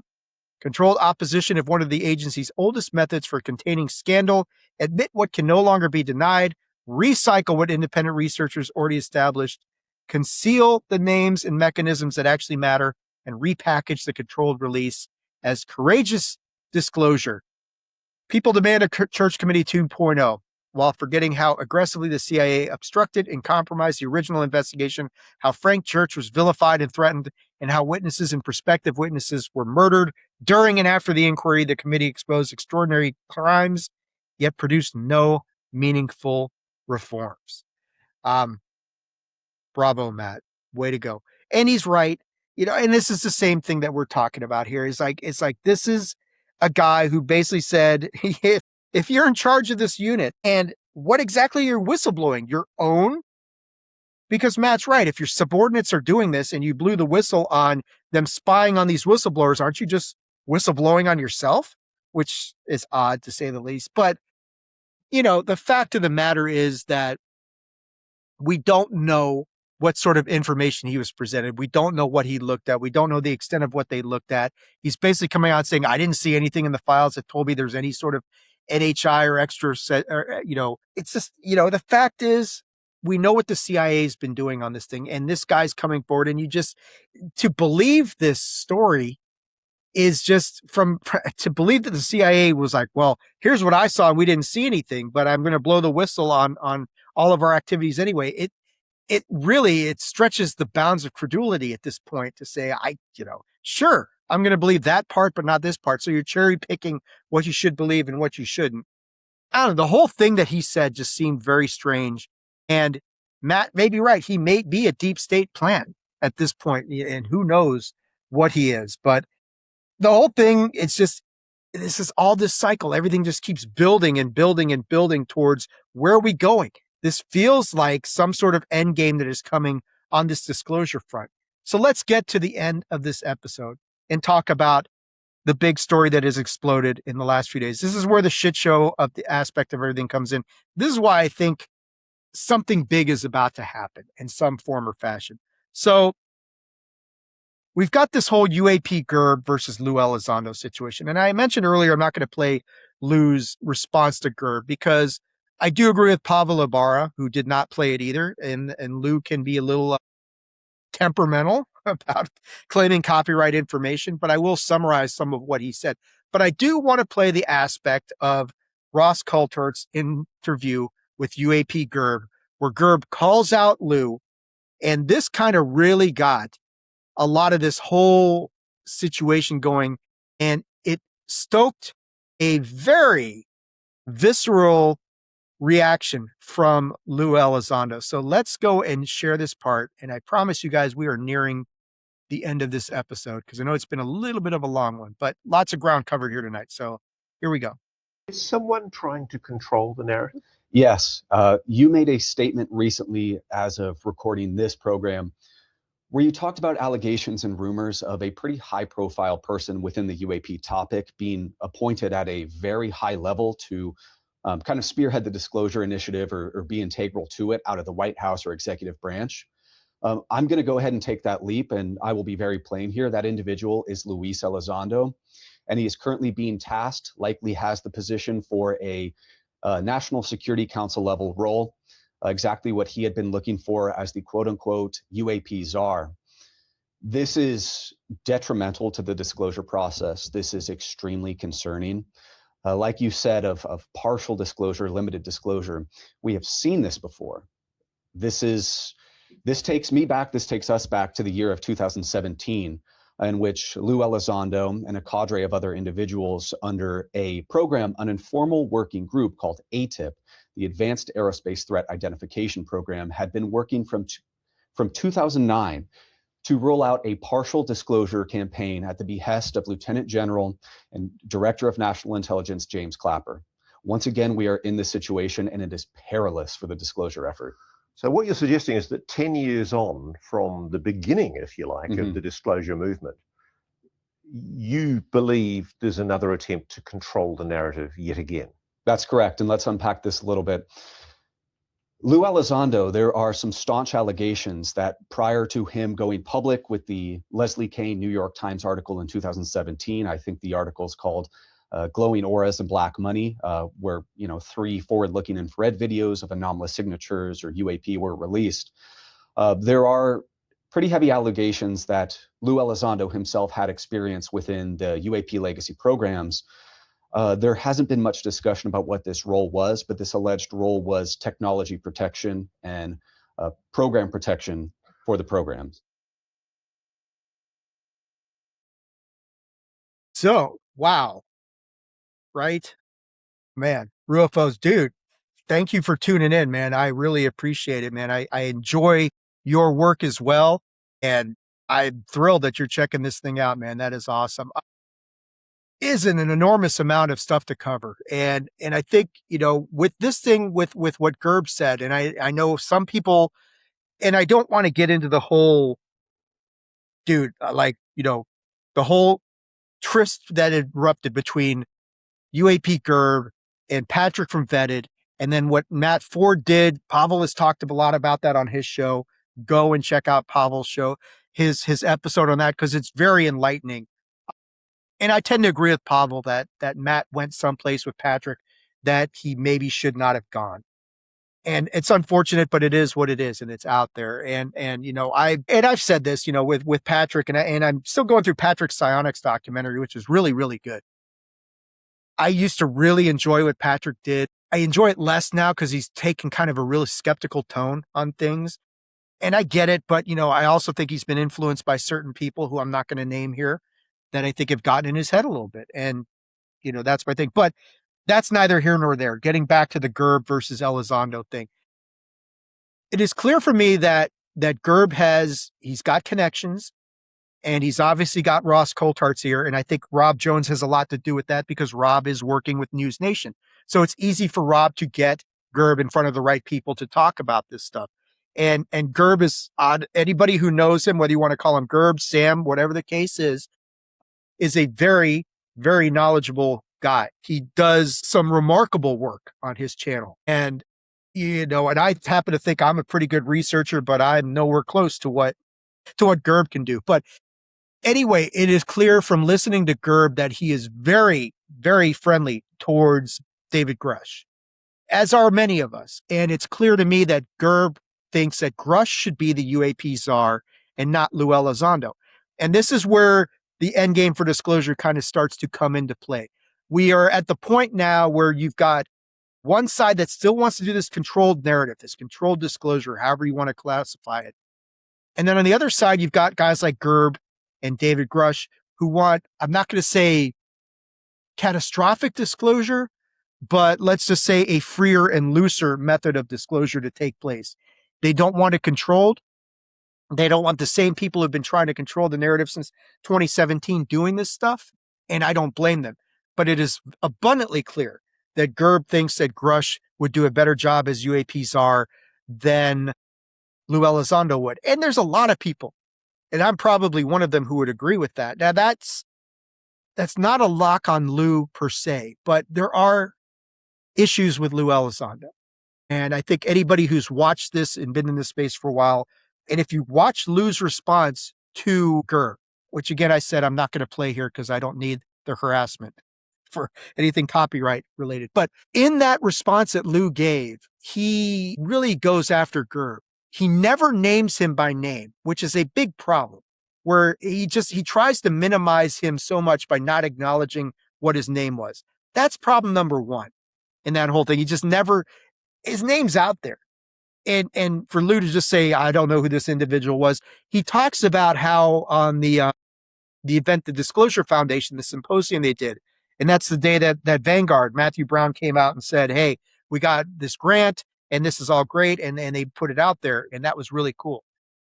But at that event, Lou got one of these Lifetime Achievement Awards from the Disclosure Foundation, if I remember correctly. And Gerb was there, and Lou kind of indicates that Gerb was being harassed or berated by a group of individuals, and Lou intervened, and he gave Gerb his personal phone number, and Gerb had tears in his eyes.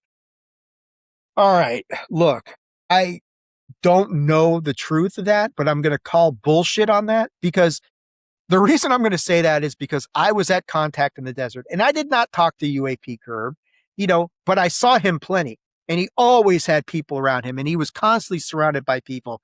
And I saw nothing, and no, he wasn't being berated. And I can't imagine that the people in DC for the Disclosure Foundation event would have stood around somebody and berated them and gotten on them about this whole thing. I don't believe that is the case. But Gerb is the kind of guy who looks like he can take care of himself. And I find that a little bit difficult to swallow. Now, on the other hand, Lou, in his response, has pretty much admitted that nobody's saying UAP czar, but the fact of the matter is that he's recording this video from his truck or his vehicle or whatever the case is, as he's driving cross country to permanent residence in Washington, D.C. Now, you don't have to be an attorney or a math whiz to put two and two together and figure, okay, he's going to D.C. That's going to be probably this UAP czar position. I think that's a reasonable assumption to make at this point, to look at that and say, he's relocating to DC. What else could it possibly be? What happened to the bar in Wyoming? I mean, is that still going to be there? Where's his wife? What is going on with all this stuff?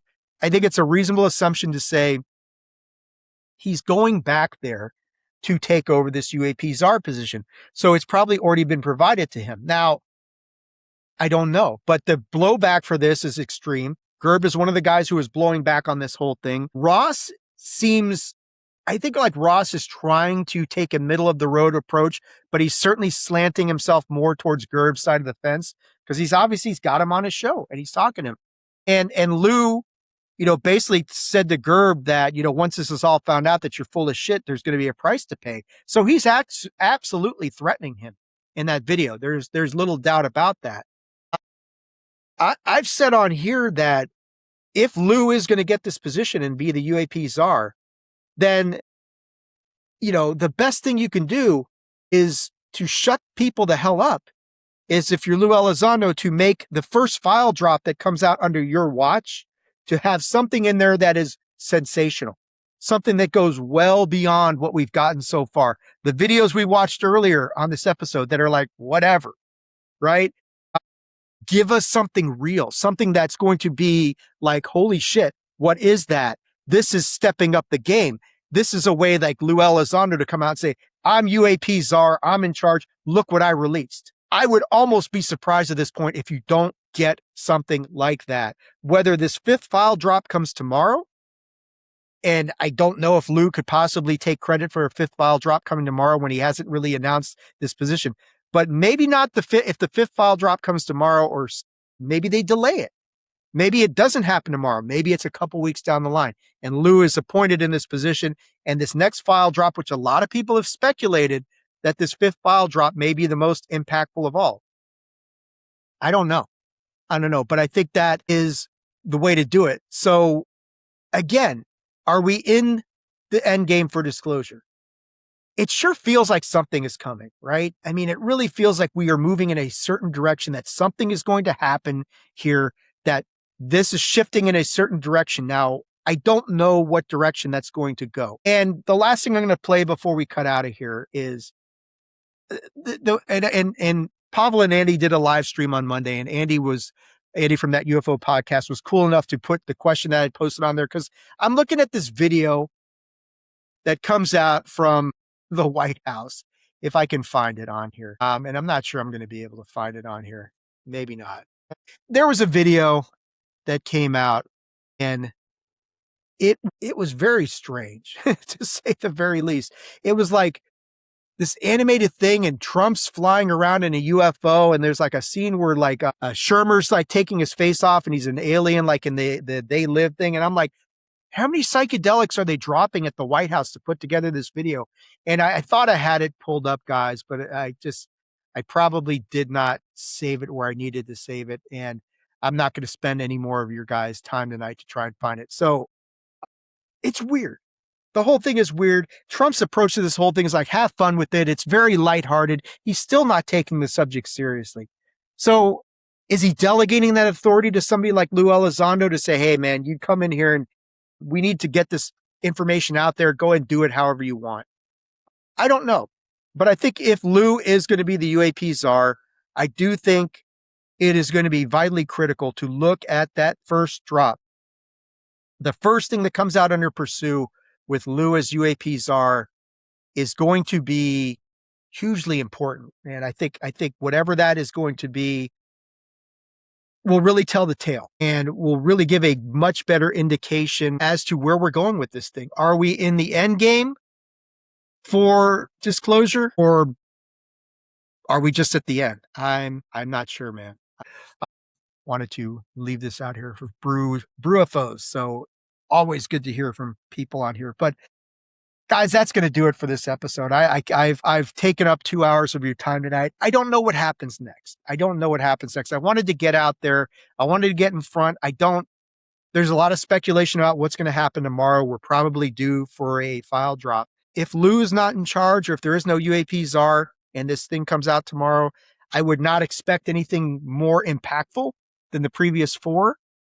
But I do think that if Lou has been made UAP czar, that next file drop when he's in charge is going to be awesome and impactful. Hey, man, thank you so much, man. I appreciate it. I'm trying to make this stuff make sense, man. Brewfos, I really appreciate you being on here. It is a lot to get through, and it is unfortunately turned into such a shit show.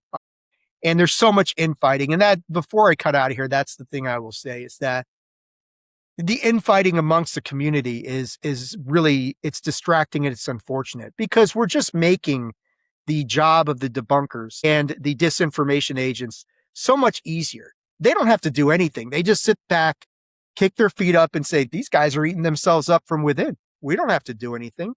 And they're not wrong. You know, I know that's rare that we say that they're not wrong, but they're not wrong in this situation. It is easy to sow the seeds of discontent when you're just doing what you're doing. And they're not doing anything. They're just like eyeing over here. Okay, yeah, these guys are imploding over here. These guys are imploding over here. It's awesome. Let them just destroy each other. And it's working right now. And that's really unfortunate, because we need to be a united front. We need to especially be on guard. If this situation is going to go down like a lot of us think, and, you know, if Lou is made UAP czar, and let's say he does release something truly sensational, it may not be the smoking gun, but it may come awfully damn close to that. Like maybe there's a 4K something of something truly spectacular. I would not be surprised at all to see a major revelation made that first drop where Lou is in charge, if that's really where we are at this point. I don't be surprised at all. It'll put everybody who's been doubting him and at least temporarily get him on his side, and then they can control the narrative. They can control the disclosure. And I'm not necessarily saying that's a bad thing or that Lou's a bad guy for doing that.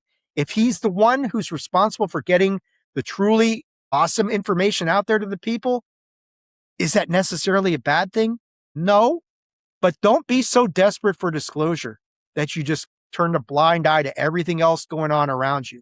Got to be keep your eyes open. Got to be wary of what's happening, because there could be disinformation and there could be counterintelligence. And I'm not going to say the word grift because I think people overuse the shit out of that word and they don't know what it means. But I do think it's important to be on guard and keep your eyes open, keep your head about you. We'll see what happens, man. We will see what happens tomorrow.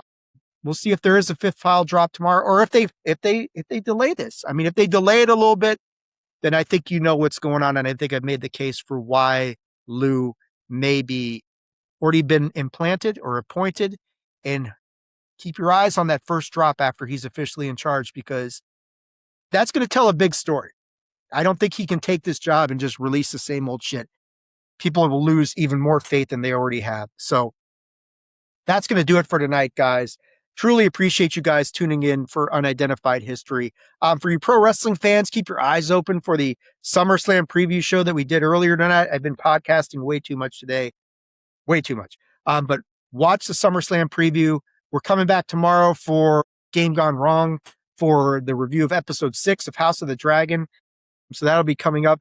In the future episodes of Unidentified History, I indicated earlier in this episode when we were going through the fourth file drop, the Thomas Mantell, that tragic situation, that's going to be the next UAP-based deep dive that we're going to do. The Antarctica episode is going to be coming. However, I've gone down the rabbit hole of Antarctica. What started off as a fun little side thing for my wife has now turned into a full-blown research project. I am reading Brad Olson's excellent book, Secrets of Antarctica. I'm going to probably try and reach out to Brad to see if maybe he would talk about, because that book is tremendous and there's so much detail about Antarctica. And just like Andy just did an interview with Brad, and it was awesome. They're talking about the Washington, D.C. UFO flyover, which might have been related to Germans in Antarctica. It's wild, wild stuff. That episode's coming soon, but we are going to have some of that stuff happening. Those would probably be the next 2 deep dives. I know I want to get back to the historical stuff. And again, thank you guys so much for all the support on the Roswell episode, which did remarkably well. It was awesome. But I'm going to cut out of here. I'm going to let you guys know if you want to get in touch with me. You guys got to see my email address on my Proton account earlier tonight. By all means, send me an email if you want. I will not be that upset about it, I promise, unless it's really nasty and negative. Then you'll hurt my feelings. Not that you care.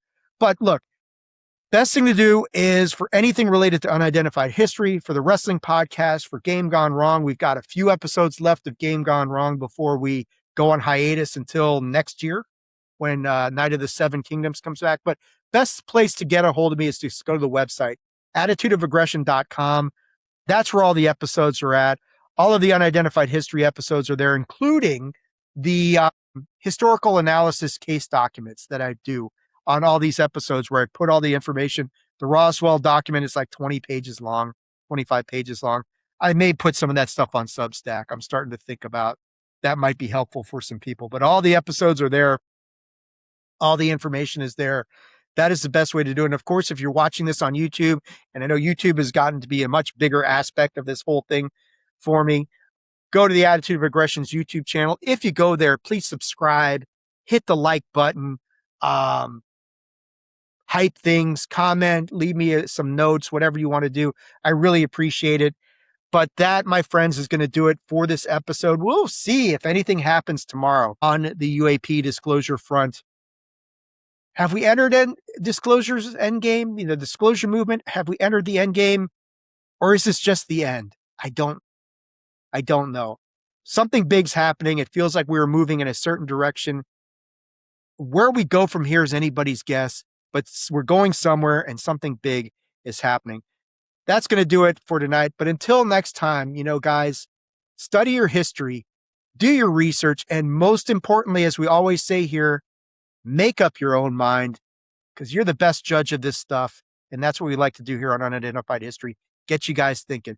That's going to do it for tonight, though, guys. See what happens tomorrow. We'll be back soon, probably with the Thomas Mantell incident, maybe Antarctica. We'll see how that all plays out. But until next time, you guys take care of yourself. And thanks for tuning in with me here tonight.